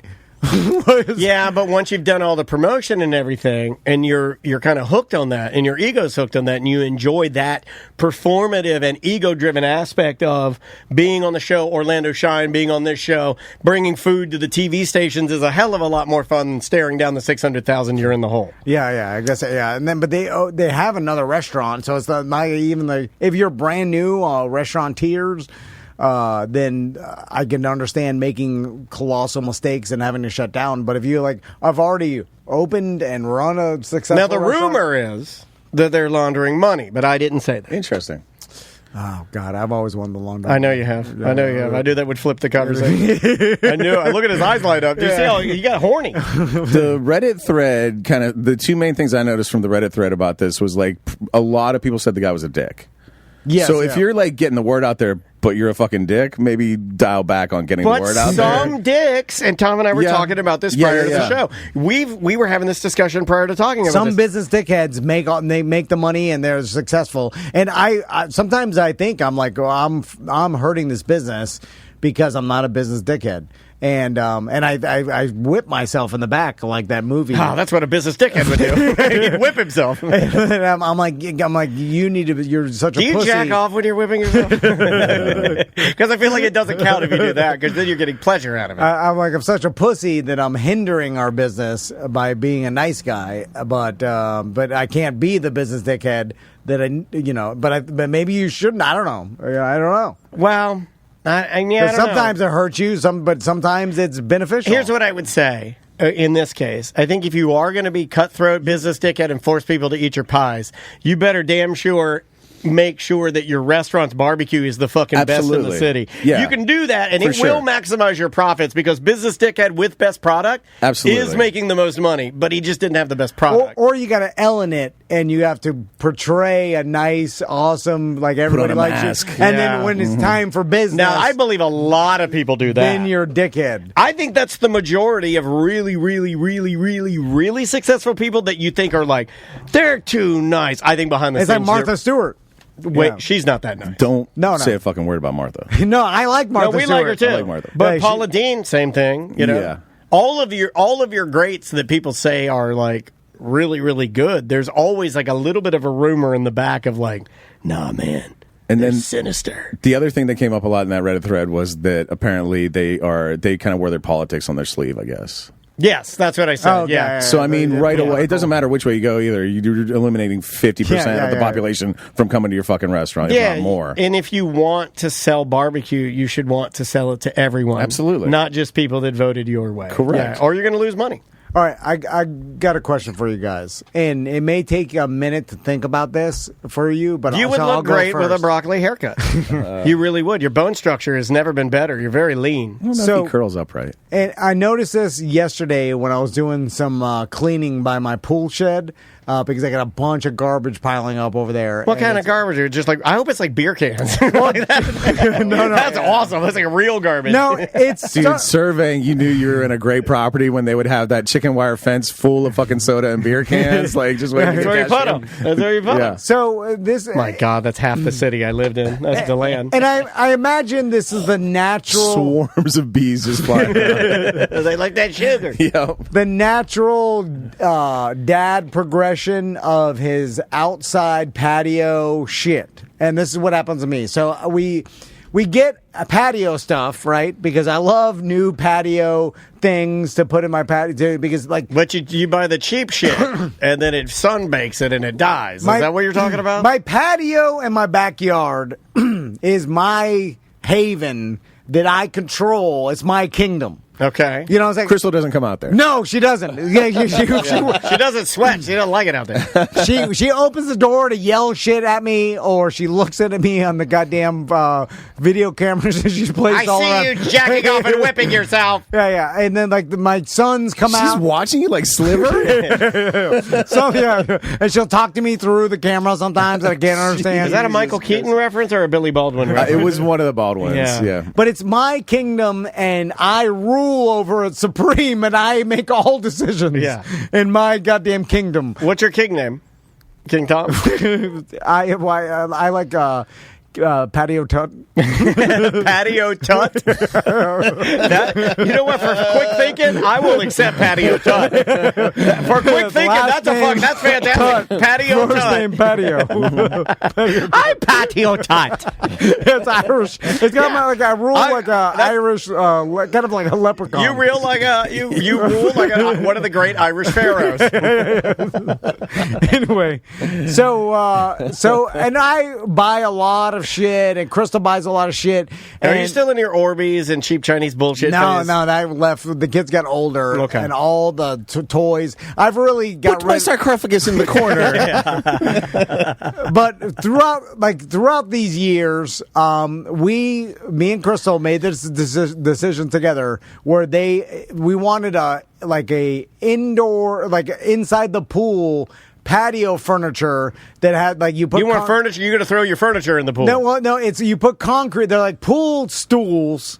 And then a table and an umbrella that you put inside your pool. Oh, you've had iterations of this. You've seen it. Yeah, Daniel's been over my house, and we set it up. And then he has one that's like a table, and it's weighted. And you put concrete in it. I put the concrete. I got it from Home Depot. Yeah, it's cool. And then he had it had an umbrella out of the top, right? Yes, yeah. And pretty fancy. You put in the stools, and they're all plastic. It's like a resort. Yeah. Makes it real easy to wash your dog. He does.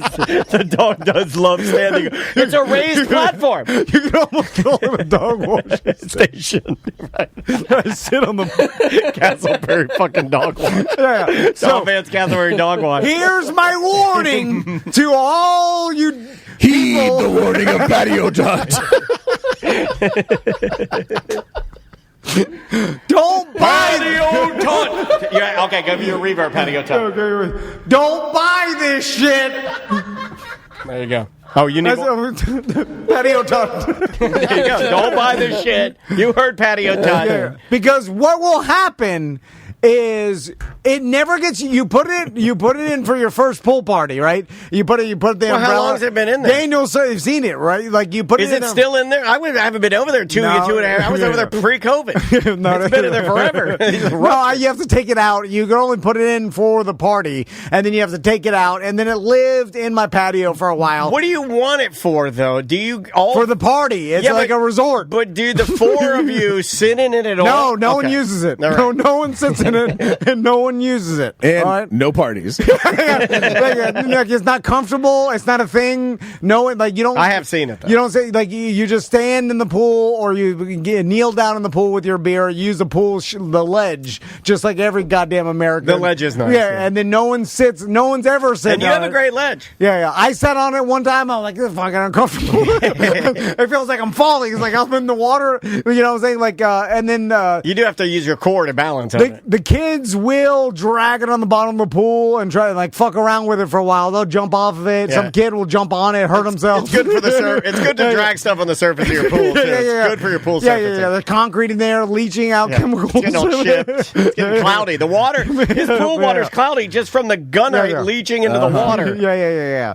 And then, it's like swimming in milk. And then some mud daubers. Then you'll leave it in there after your pool party, and you're like, God damn, I got to get in there and fucking pull it out. But then you don't. You can leave it in there. Yeah, it's heavy as shit. And then you get it, you're like, God damn, this thing's heavy. And you put it on the thing, you push it over to the corner, then other pool toys gather on it. Well, you put the pool toys on top of it. Then after years of putting this shit in and out of the pool, no one's using it, whatever, and then I put it to the side, it stays on the side of the patio for years. Then the next evolution of the dead pool toys and patio shit is it goes to outside of my patio next that means it's not used. And that's where it's living today. Yeah. So it's a graveyard. And then, that... It's like hospice care for patio shit. Yeah. Had a good run, boys. And then I stack it up, and then my wheelbarrow and some other outdoor shit. I bet that looks a little unsightly, right? I heard him say wheelbarrow. I can't do anything about it. It's fine. I know. We're here. My tower garden is there, shovels, old gardening shit. It's the graveyard of dreams that have died. Other toys. There's squirt guns in there. There's like some other patio umbrellas that are like there. Do you have a trash pickup day? Like, do they service your house? Well, what if he is the trash pickup day? Ross, it was expensive, and I wanted to use it. And now you didn't. Yeah, and now it's just ruining your yard. Yeah, and now it just sits there in a graveyard of shit that I pass by when I'm out there fucking around with my yard. Does it make you mad? Oh, yeah, it makes me mad. So I'm just putting do not buy any of this shit. It'll never get used. Like, even the cranking umbrella that it goes in the corner. Yeah, you have one of those. Yeah, well, I got rusted, and it didn't crank anymore. Then it got all saggy because the fucking string it broke, and I couldn't crank it up. You got a goddamn baggy umbrella. So it's not taut anymore. It's all like a little bit saggy. Yeah, it's like when a lady's wearing loose boots. Yeah. Flopping all around. Yeah. And then it sat there and got all green mildew on the top, and I was like, shit. It makes you mad because you realize you'll end up in that state too.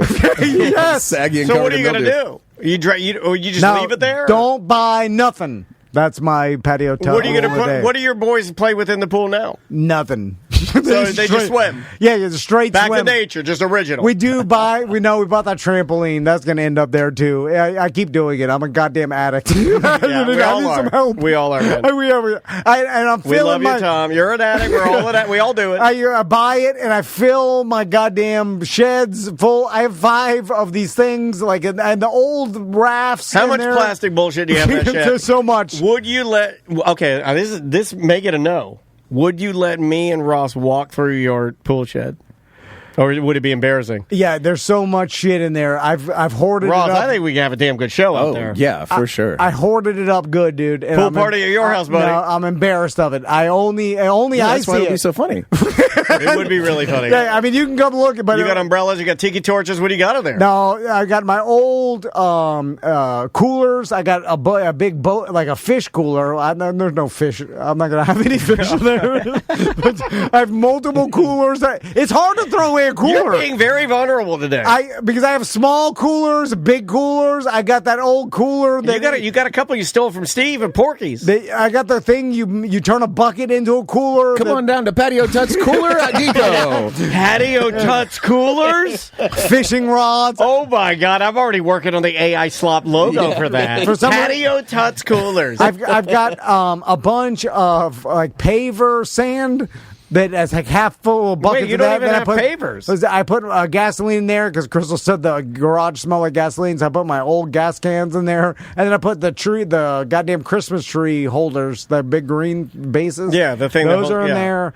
All my pool equipment. You know what I saw in your photos? You were showing some pictures of your backyard. I saw that you got one of your palm trees dug out of the ground. I also saw there was a picture of the Sawzall that you stole from me 20 years ago.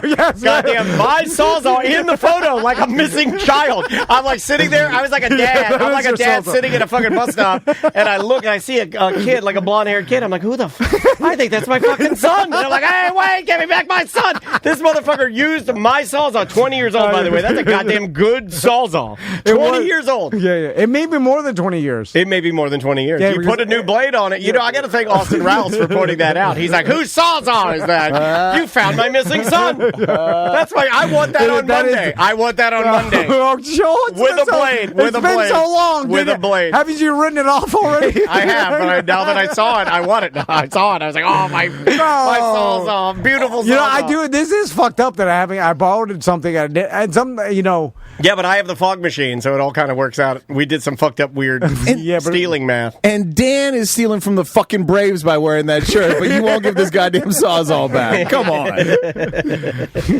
But are you going to use it? No. What do you got to cut? Of course not. I'm going to use it. I'm going to wrap it up and put it away nicely in my organized garage and never to be used again. Like your pool thing. You know? If you saw my garage right now, my garage has never looked better. I got a big Florida flag in it. I got a big American flag. All kinds of crazy flags. I got like motorcycle helmet flags and pictures and all this kind of stuff. You're missing the big picture. We have discovered you're allowed to steal stuff as long as you're going to use it. So as long as you wear that shirt, he can't say shit about you stealing it. Okay, you're right. You're right. I had already forgotten about that. I had to rectify the shirt thing in my brain to get to the second segment of the show, or I wouldn't have been able to function. Why do we keep a bunch of shit that we don't use just to store it in our sheds and our garage? Because the fucking second you throw it away, you need it. 100% of the time. He's right. I'll give you one. What's wrong with it? We're mentally ill. Do you remember my little house behind Park Ave? Because you'd been there many times. And then, Tom, you remember. Yeah. Do you remember the 3 windows in the front? It's old military housing, and there were old jealousy windows at the front. And then there were 2 areas. I had 2 cases that held all those original vinyl toys. Yeah, oh yeah. Do you remember those? Yeah. I still have all of those in the cases. I don't need those at all. Where are they? Upstairs in the workout room, where I have my Peloton and weights and a weight bench and all that. Tucked in the very back. They're just stuck there. It is literally trash. Not one person has opened them in 15 years. Not one person has played with any of the toys in 15 years. Not one person's even looked at them. They're not worth anything? They probably are worth something. They're one of their... I have a MF Doom doll that's up there that's supposedly worth like $3,000. Holy cow. But $3,000? Yeah, but because my wife is so cheap, because I've said, let me go through this and just sell everything. She's like, nah. Hold on, cheap people want money. Let's go through it. Let's go through it. I'll sell them all. Well, you say, I got to get my... The MF Doom one is the one that's worth the most, and then the other one I know that's worth... There's only 2 I know are worth money. One of them is it's a little figurine. He's an owl. I've talked about this on the show probably 20 years ago. He's a little owl, and the print on him, he's brown, and the print on him is official Louis Vuitton print. And Louis Vuitton hated it, so they sued the company out of business, and I have one of them. Have you looked that up?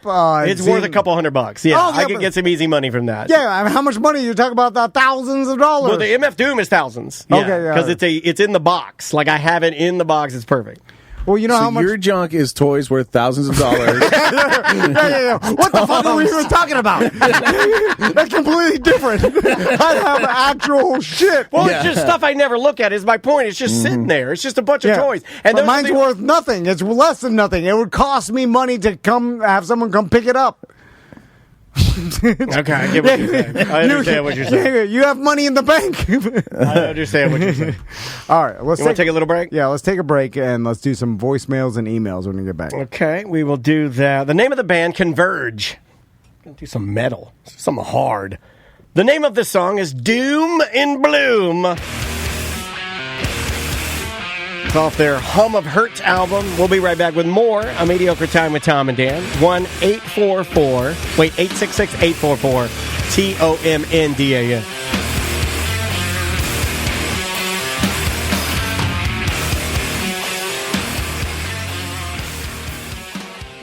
Fairvilla.com, sexual wellness, lingerie, festival wear, party favors.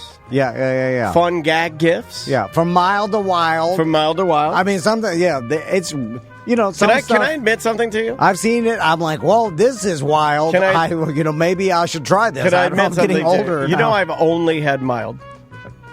Never had wild. You had a little bit of wild, right? No, not with my wife. Okay, She's more of a mild. Yeah, but in the past. Before my wife. Oh, it was anus wild. Come on.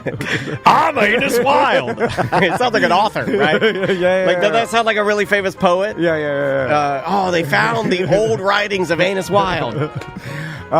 Fair Villa can help you with, like, if you have questions. This is the part of the commercial where Tom tries to save it.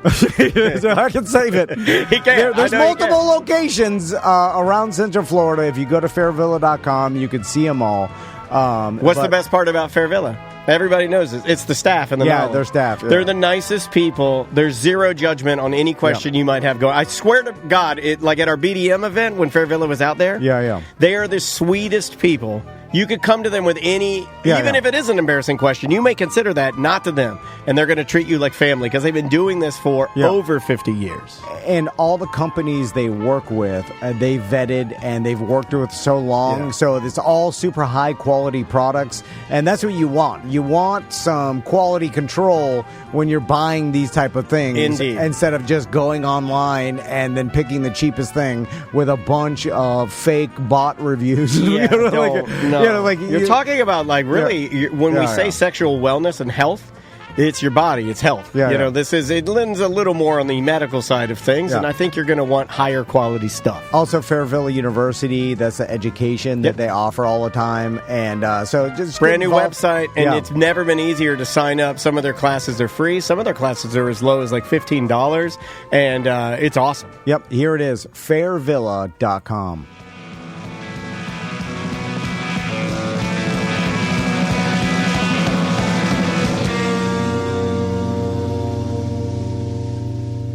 Brand new music from, name of the band is Film. The name of the song is Blurry. Welcome back to A Mediocre Time with Tom and Dan. I am Dan.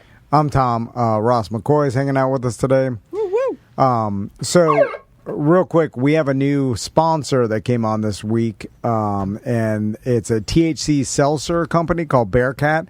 You can find them at drinkbearcat.com. Yeah, you're familiar. I've been drinking them in the studio, and they're fucking awesome. Yeah, the flavor is just really good, man. They're tasty. They're local. You can get 20% off your order if you enter promo code BDM420.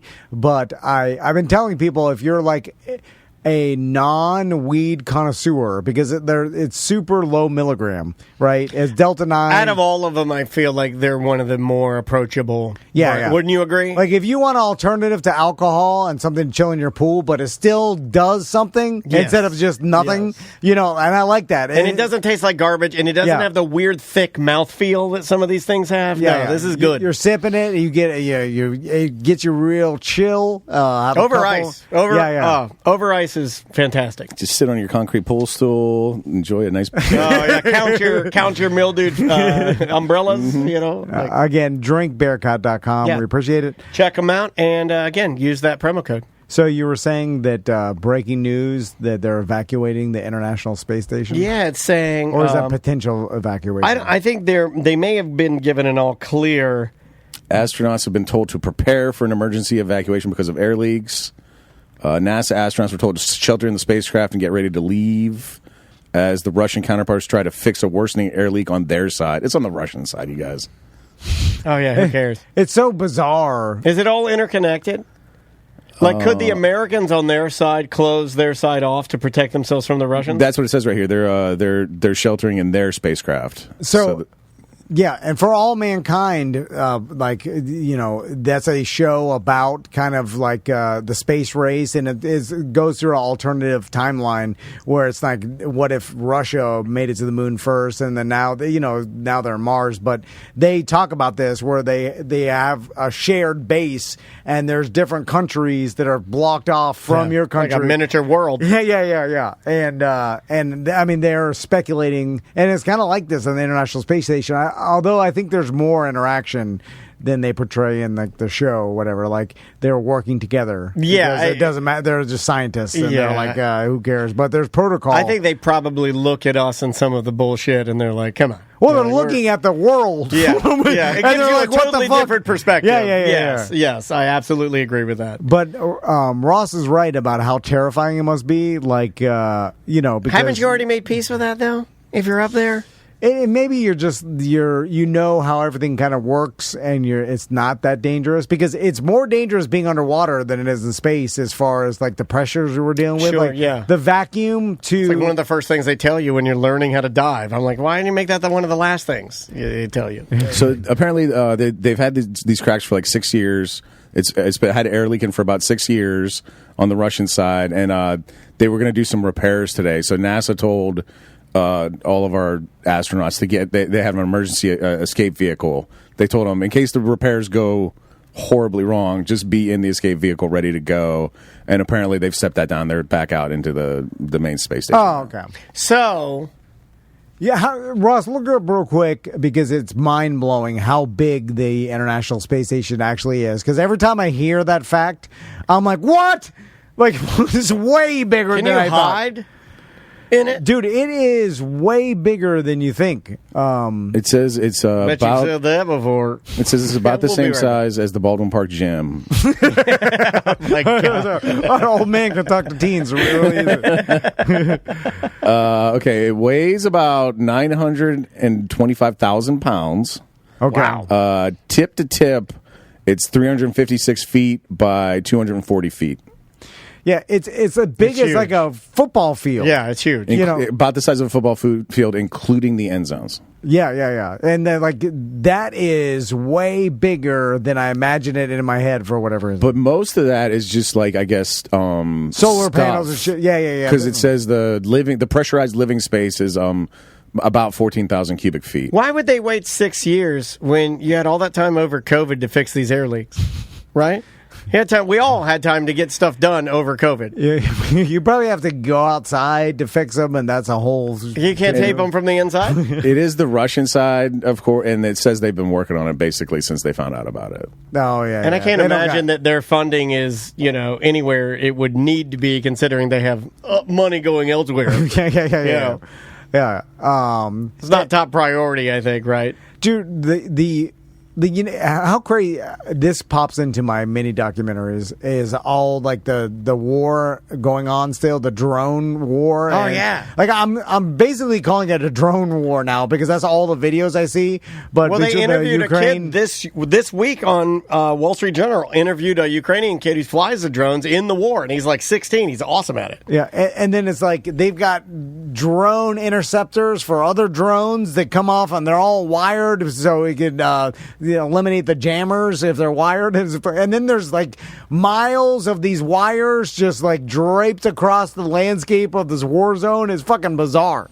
And you're watching the war's over, the meth heads are going to have a field day collecting those.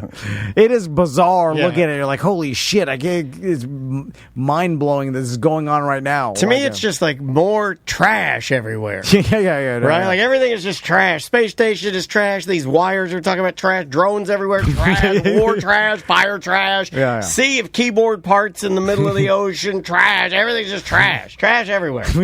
Yeah. We got concrete seats in our pool. We got a whole shed full of umbrellas. Trash. Yeah. We're buying trash fast. But God, look at this. What am I wearing? What do I got on? This shirt. Trash. Just everything is fucking trash. Ruined his fucking shirt. I hope you're happy. I hate this thing now. He poisoned it. Good. It's one of his greatest masterpieces he's ever done. Like literally pulled it off almost flawlessly. I feel like you helped a little bit. Like there's been a friendship here that's been. It's like 5 drops of word poison. I worked out the ratio throughout the 20 years. I'm weak. I'm weak to it. Let's do some voicemails and some emails. Yeah, voicemails and emails. All right, let me go. Let me grab these. Here's our emails. Do you hear that? It's the audience chanting "Animal Time." Animal time. Animal time. Oh, with Concrete Mike. Well, He hasn't left us one. He's running out of stories. There's no fucking way he's running out of animal abuse stories. He hasn't left us a new one. Let me get into our voicemails. You only have a certain amount. Tom ruined the fucking shirt. He ruined Concrete Mike. Oh, my God. If you guys want to leave us a voicemail message, the easiest way to do so is through our app. We're actively getting that worked on right now, so it will be better. There's a little area that says Mediocre Messages, and you can click on that, and you can leave us a voicemail message, much like this one that we received this morning. On a recent episode of A Corporate Time, you were talking about Bluebell ice cream and the marketing on the box. I'm sorry, but your take on it is wrong. There's a conservative talk radio station up here in rural North Carolina where I live, and Bluebell Ice Cream has heavy advertising on the radio. And their whole tagline is, the good old days are being made right now. So they're tapping into old school nostalgia for their marketing. That's why they have those pictures on there. Thank you. I thought Jigsaw had died, but apparently he is not. He is alive and well in the Carolinas. Yeah, I understand their marketing campaign is like old, traditional, whatever. But Bluebell homemade ice cream made the old-fashioned way. Yeah, but the pictures of they've got like a white dude that looks like John Bustecker, and like there's other people. They have like a construction worker, and then they have like a police officer, and then they have a little girl that's dressed up like Raggedy Andy, and then they have like a little boy that looks like a traditional cowboy. That guy does look like Bustecker. You're right. Yeah, I pointed that out years ago. I think it really hurts Busdecker's feelings because when I got my photos made with Tony Munjet, did you know that before the bowling tournament, to bully me, John Busdecker screenshotted the crow's feet I have around my eyes and sent them to me in a private text to bully me? That's the kind of psycho that Mo hired. Hired a psycho. He's a psychopath. I thought he just hated me. Maybe he's the psychopath. He hates everybody. Okay. But our theory was that none of the other ice cream packaging has a picture of a big human being on there. Right. And our theory was it's just disruptive. You scan and it draws your eyes because that sets itself apart because the rest of them are just pictures of the product, which all kind of are just colorful, ice creamy. It's the same thing. And then the human. Well, it shows the bomb pop, and then it's got the yellow box, and then it says good humor, and then it says bomb pop. So I don't see. Yeah, I understand what you're saying. Like, yes, they do this whole traditional, old school way market, but I'm saying why they use the big, the full box picture of a human on there is to draw your eyes, and that's that. So I don't think this guy's right. Is saying we're wrong about that. That's yet to be proven. I never think anybody's right when they come at me by saying, and this is not directed at you, but when people come at me saying you're absolutely wrong, I'm like, well, that's not real. Like, seriously, when people say, like, the way he flexed that by, like, you're wrong, I'm like, well, there's no way. He did it, and then big pause for it to sink in, too. Yeah. But and I was like, well, there's no way this guy's concept is, like, well, accurate. He didn't give us any evidence towards why we were wrong. Well, his evidence would be that there's a conservative radio station in North Carolina he knows of that advertises heavily, Bluebell advertises heavily on the station. And his proof was that that this is steeped in, like, traditional values. He's doing a variation of kind of what we said, really. Okay, it's not that far off from what we were saying. What our concept was that they use the people just to draw eye-catching. Eye-catching, and we also said, I think that we said that this is old. The reason they haven't changed it is because these older pictures will catch your eye more than newer pictures. Yeah. And I still think we're right about that. I think we're right. I think we got to stand our ground, man. Don't let these broccolis fucking push you around. You got to fucking stand your ground. It may just be because that Busdecker's been on the front of that ice cream for like as long as I can remember being alive. They may have just like taken that picture in 1965 and they ran with it. Yeah, and then there's like nostalgia mixed into it. I think it was late 80s, early 90s, and I think it's just stayed that way. Yeah. Because they're selling. If it's selling or going up, why would you change it?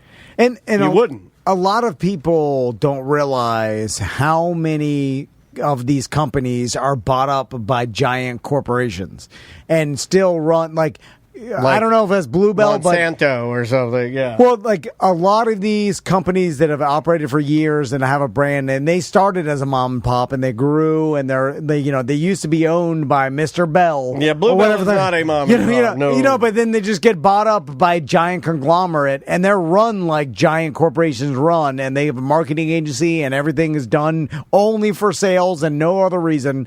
And it's happening. Like I think half the companies that people think are like privately owned are owned by giant conglomerates and have been bought a long time ago.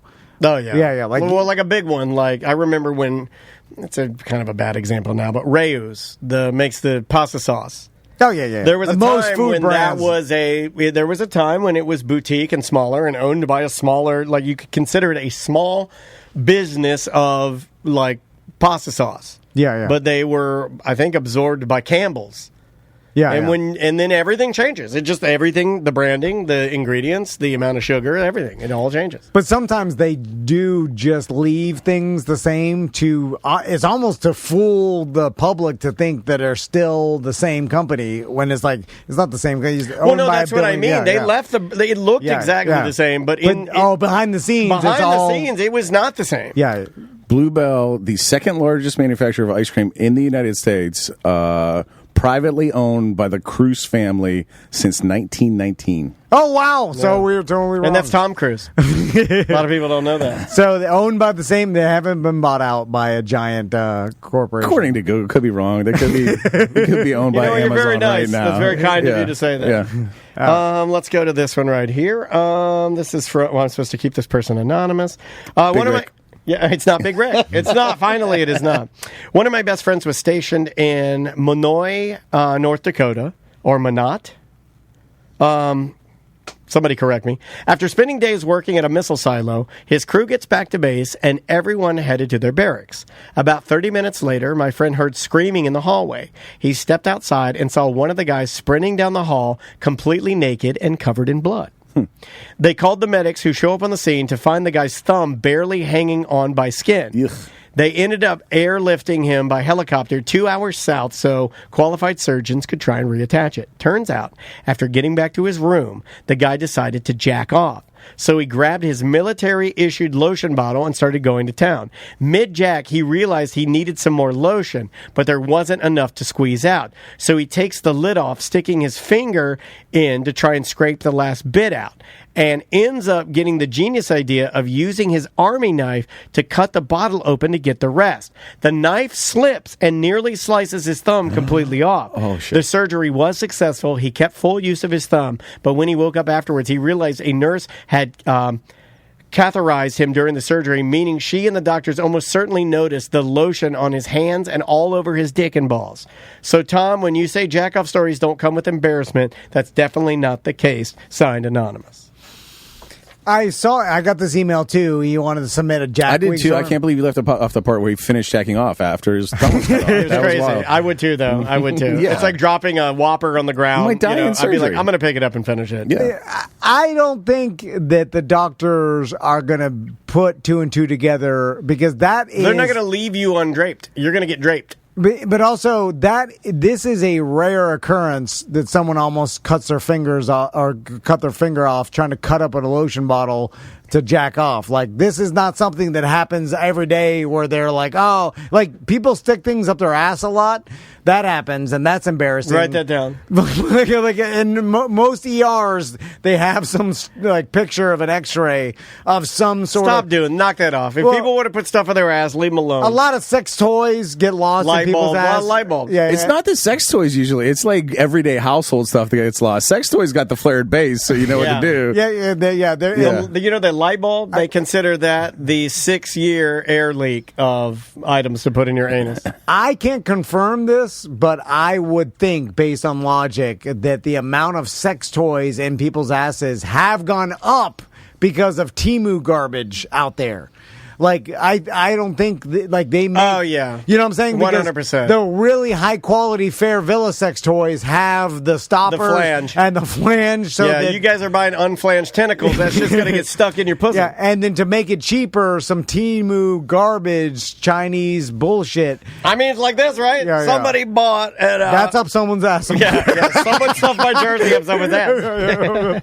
Like, Dan, that's going to be up Daniel's ass. This smells a little like it's been up someone's asshole. This is related. So, but by the way, so this story isn't embarrassing to me because I don't think the doctors or nurses are going to be like, this guy was jacking off. By the way, you don't think a guy who went to school for 8 years can figure out when they bring in a naked guy who cut his thumb off, cutting open a bottle of lotion? You don't think they can figure out that he was jacking off? Well, he wasn't naked when he ran out. Yeah, it's not hard the whole time. Yeah, like, I could cut my finger off. I guarantee you, the minute I slice my finger, my boner goes away. Guaranteed. That's guaranteed. And when I put on my pants, the lotion, just from the ride from the barracks to the hospital, it's going to ruffle around in your boxers and pants. It's going to come off. He didn't put on pants. They gave him a fucking emergency blanket. They threw him on the goddamn helicopter. They got on the blanket, though. I'm with Tom on this one. Butt-ass naked to the Ross, hospital. you're talking to two guys that come to work with dried cream on their dicks. Like, you're talking to two guys that literally lotion their dick every morning. We both drive to work with dried lotion on our cock. This is not embarrassing at all. Like, they weren't like, this guy was definitely jacking it and cut his thumb. Like, that's a weird, random thing that rarely happens. Like, they didn't find a Temu vibrator up his ass.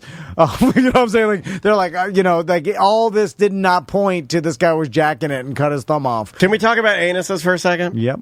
I have a condition that ChatGPT helped me diagnose, where I drink so much caffeine. Well, let's talk about why this happens, because a lot of people do what Daniel does, but hides it because they're embarrassed. And that's ask, the internet. We talked about it. The internet, now ChatGPT, about all their medical things. Because they're worried that it's cancer. I don't really do that, which is weird. I only do that for weird things. Well, you're telling us a story about you doing it. No, I said weird things. This is a weird one. I don't like. My point is I don't like through the inception of ChatGPT and now me having it and paying for it. I don't spend. Like, I can honestly tell you that this is the one time I've done it in like the last 3 months. Like, I don't go to ChatGPT and diagnose anything really. All right, but I did this one. So I've been hammering the caffeine lately, and I had a feeling that it's been bad because I can feel a twitch, like almost like an eye twitch, but in my anus. It's like a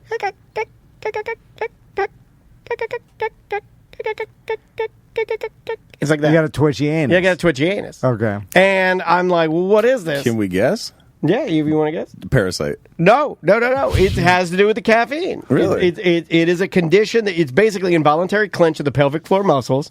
You're doing Kegels. Well, I could, I guess, to no, make you are. That's what clenching your pelvic floor muscles is a Kegel. But the caffeine is making me do it. Yeah. It's called, and here it is. It's called restless ass syndrome. Levator-Ani syndrome. Basically, an involuntary clench of the pelvic floor muscles. The caffeine piece. Cutting back on caffeine was one of the things that helps, alongside warm baths and heating pad. This is because I'm drinking 6 fucking cannon charges a day. Well, this is way too much. It's way too much. Yeah. I do 6 of these a day. No, you're right. You're right. And I deserve to be shamed.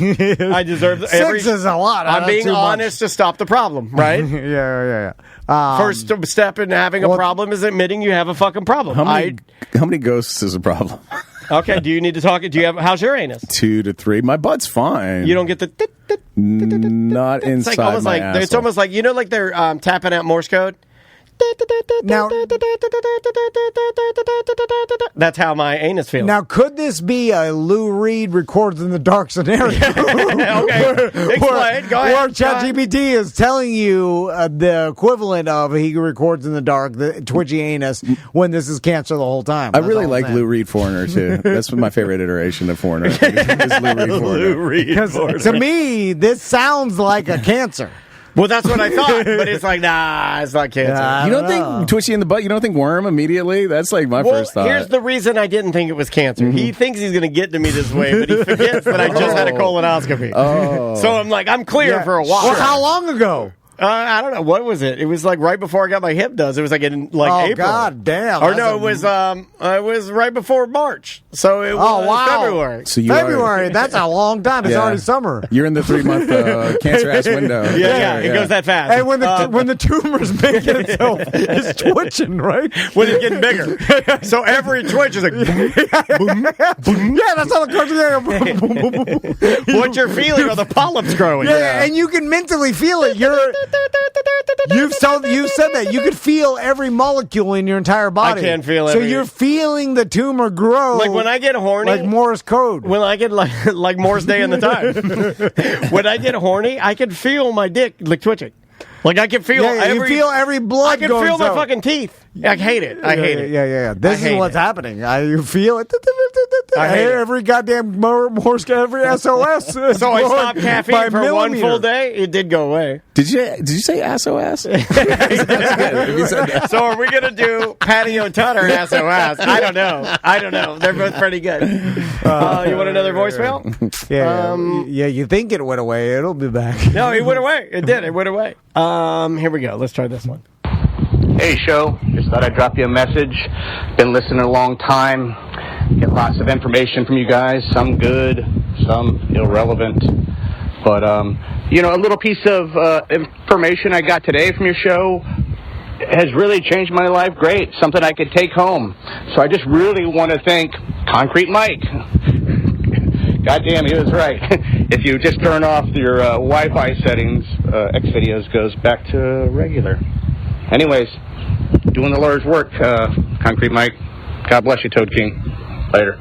So apparently, if you turn off Wi-Fi settings, Xvideos will appear. Is that right? But then didn't Mike call us and said they turned it off? Did they? I haven't gotten a follow-up from this guy. I think T-Mobile, they were just slower to change. Yeah. But I thought that Mike said that now does not work. I think I heard a voicemail when you were screening them. And I haven't done this on my phone yet, but I was playing around with it on my computer. But Surfshark offers it's like an additive to your browser, like a link in to your browser, where it will cloak your VPN, but only for your browser, not for your whole phone or not for your whole computer, which is a little more beneficial because you can block your like Chrome page or your Mozilla or whatever you're using or like Safari, and then everything else will be running normal, which is kind of nice. Yes, if you're looking through a desktop. Correct. Which I haven't found it on a phone yet. I wonder how many dads out there are like me, phone only, because there's no way. I think most. You told me you watch porn on your TV. I've never seen that. Well, I just test the new TV. Normally, I'm a laptop guy. I think the last time I saw that was in college. I'm a laptop guy. I do it on the laptop. And then laptop, I think, before kids. EJ's saying he uses iPad. Okay, yeah. All right, I don't have an iPad. I don't like it so small. I like a little more cinema experience. Yeah. No, of course. The big screen. Yeah. I don't have the luxury of that because I'm never. And you know why I don't like my phone? Alone. You mean tell you why? The number one reason I don't like my phone. It is auto connected to too many fucking devices in my home. It's auto-connected to every Alexa, every TV, everything. The downstairs in my garage, like I've got little speakers, a little Google, like one of the ones we have out there, like a Google Home. Yeah. It's connected to that, so I don't know what I'm connected to, what I'm not connected to. I'm just like, just don't put it in play. No, yeah. No need to put it in play. I don't need that could cause a lot of problems. That could cause a lot of problems. And as of right now, the Wi-Fi trick does not work. Yeah. Well, do you have T-Mobile? That's what he said. He said specifically he had T-Mobile, and that's why it worked for whatever reason. I do have T-Mobile. Okay. All right. There we go. Checked out. Meet Mr. Mobile. Yeah. Pretty nice guy. Awesome. The T stands for Timothy. Timothy Mobile. A lot of people don't know that. His middle name's Tut, actually. You want to do one more? Tut Mobile. Timothy Mobile. I would use Tut Mobile. It's the mobile company of Pharaohs, right? You know what I saw the other day? Pretty good. Like I saw them, and I wonder if this is going to happen with more stuff. But it was like the cheapest live TV you could buy, and they were advertising it, and it was like $6.99 a month, and it has like just 40 channels. And I was like, oh, it's interesting. That's enough channels. And it is. That's all I need. 30's fine, but 40? Yeah, 15, I feel like. And if you get network TV, because I'd only watch it for like sports anyway, to get like local sports. That's all I want. Like, really 10 is, for, like, you give me the main 6. You give me MLB Network and NFL, and I'm fine. Well, like CBS, NBC, and whatever the fuck, ABC, or whatever the main networks are, that's really all you need. And Fox. Like, if you could, I guess, you can get for free anyway for digital, if you have like a digital Have you tried antenna. that? Have you tried the digital antenna? It's good. Yeah. I did it on my new TV just because I wanted to set up everything, and the quality is fantastic. All free, it's I guess, fine. anyway. Yeah. It's fine. Like, I would be totally okay with just having that, no problem. Like, I'd be like, that's enough. I'm good. There's a lot of entertainment. There's a lot of weird stuff on it, and I like weird stuff. A lot of westerns, a lot of reruns, a lot of like syndicated program that's quality. It's good stuff. It's not like bad stuff. It's dated. Yeah, it's old. That's the only complaint. It's old. Yeah, but like technically, you could have a big ass TV. Like, you could get a cheap ass 50-inch TV. They dropped the price of the 99 again, dude. Or the Hundo. They dropped it again. Did you see it's gone under $1,000 now at Costco? Yeah. I mean, it's like things are constantly getting cheaper and cheaper, but like you could get a 50-inch flat screen TV probably free on Facebook Marketplace. I just gave one away. I gave a 75 away for nothing. They you could probably get one for $20. Like, let's say if you look on Marketplace right now, $20. So you can get a $20 TV. probably with a old mount or whatever, mount it on your wall and get digital cable free, or not cable, but network TV. Just get a digital antenna, and then you can get one. The one we have came from the CVS right up here, and it was $17. Yeah, for the digital antenna. It's weird that right now for $20 you can get either like a giant TV or a box of Cheerios.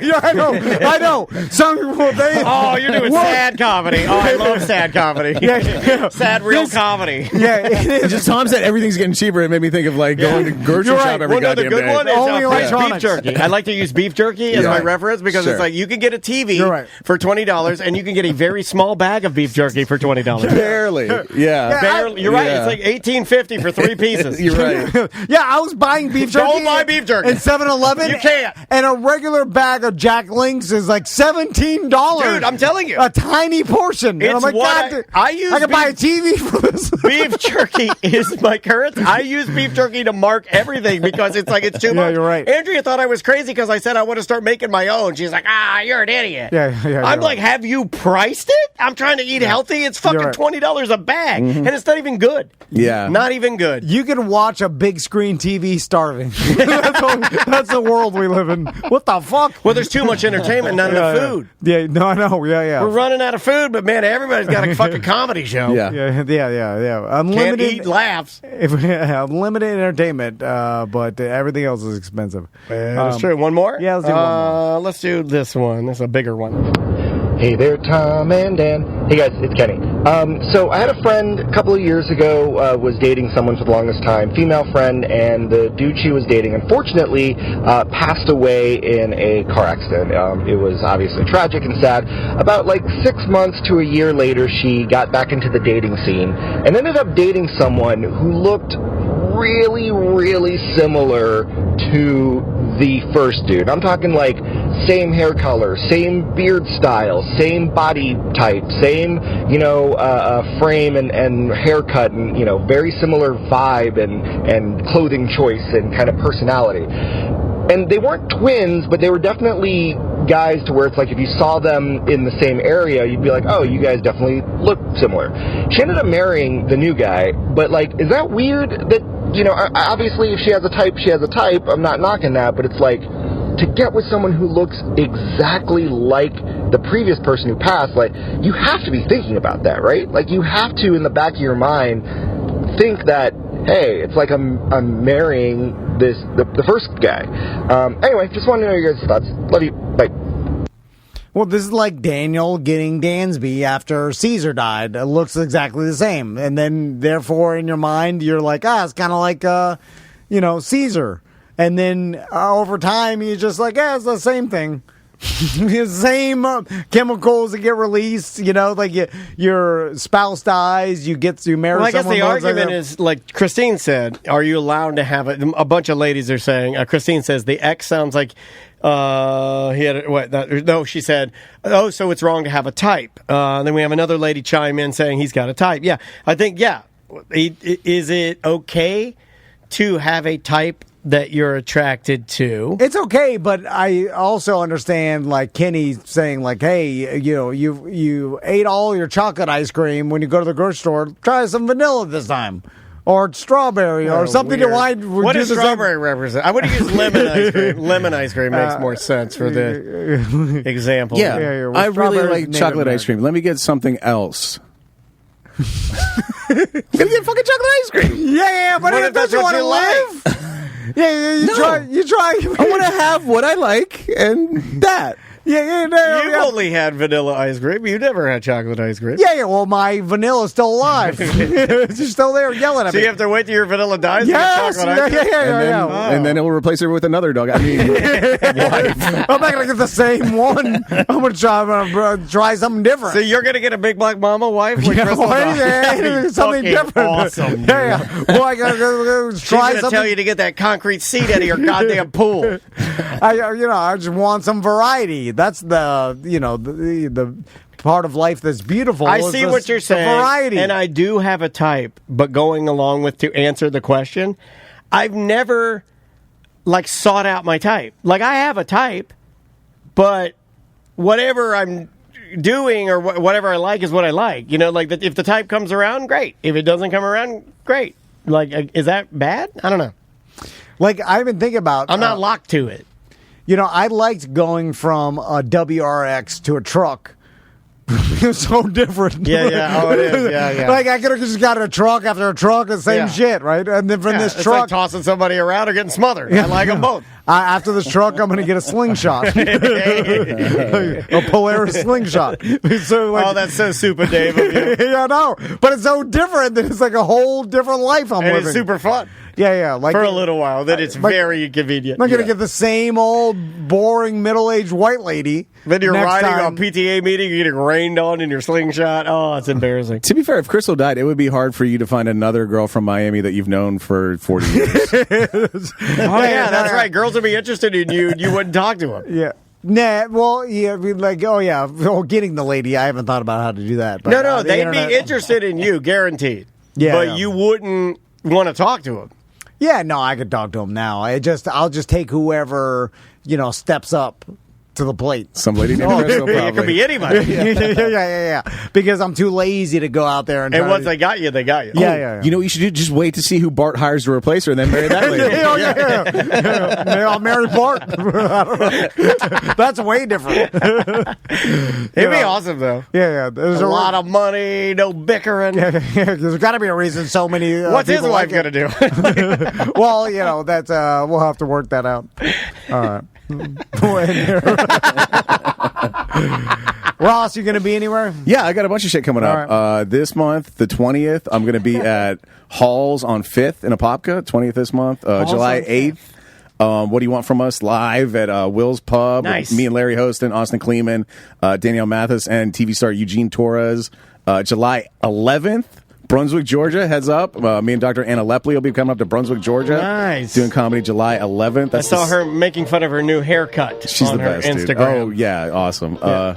And then I'm allowed now to announce for real, August 8th, the Mo Comedy Jam's coming to Tampa. Hey! We're going to be at Side Splitters Tampa. It's going to be the Mo Comedy Jam. JJ Curry is your headliner. You might know him from Kill Tony.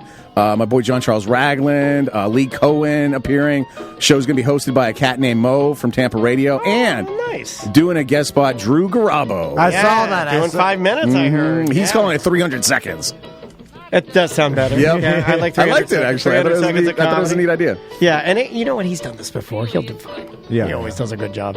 All right, guys. Anything else to tell anybody? We're going to be doing a dinner in Hollowbox. That'll be up. We'll let the BDMs know, probably, hopefully Monday. Super Tuesday. limited tickets. And we're going to do some other stuff this summer. And we're in the process of planning our beer fest and so forth and such again. Yep. If you want to get a couch, I had Earl Funk from Trinity Tattoo reach out yesterday. Now's the time if you want to get in a couch team. Yep. He wants to do a Trinity Tattoo couch team. Or excuse me, not Trinity. It would be the East. I think the East wants to do, that's how long I've known that guy. Mm-hmm. He wants to do the East tattooed couch. I said that will look good because at least we'll know we'll have a pretty couch, because I don't think they're going to go for speed. Yeah. So if you're interested in that, you want to email me, show@tomadan.com, and I'll gather up all your emails.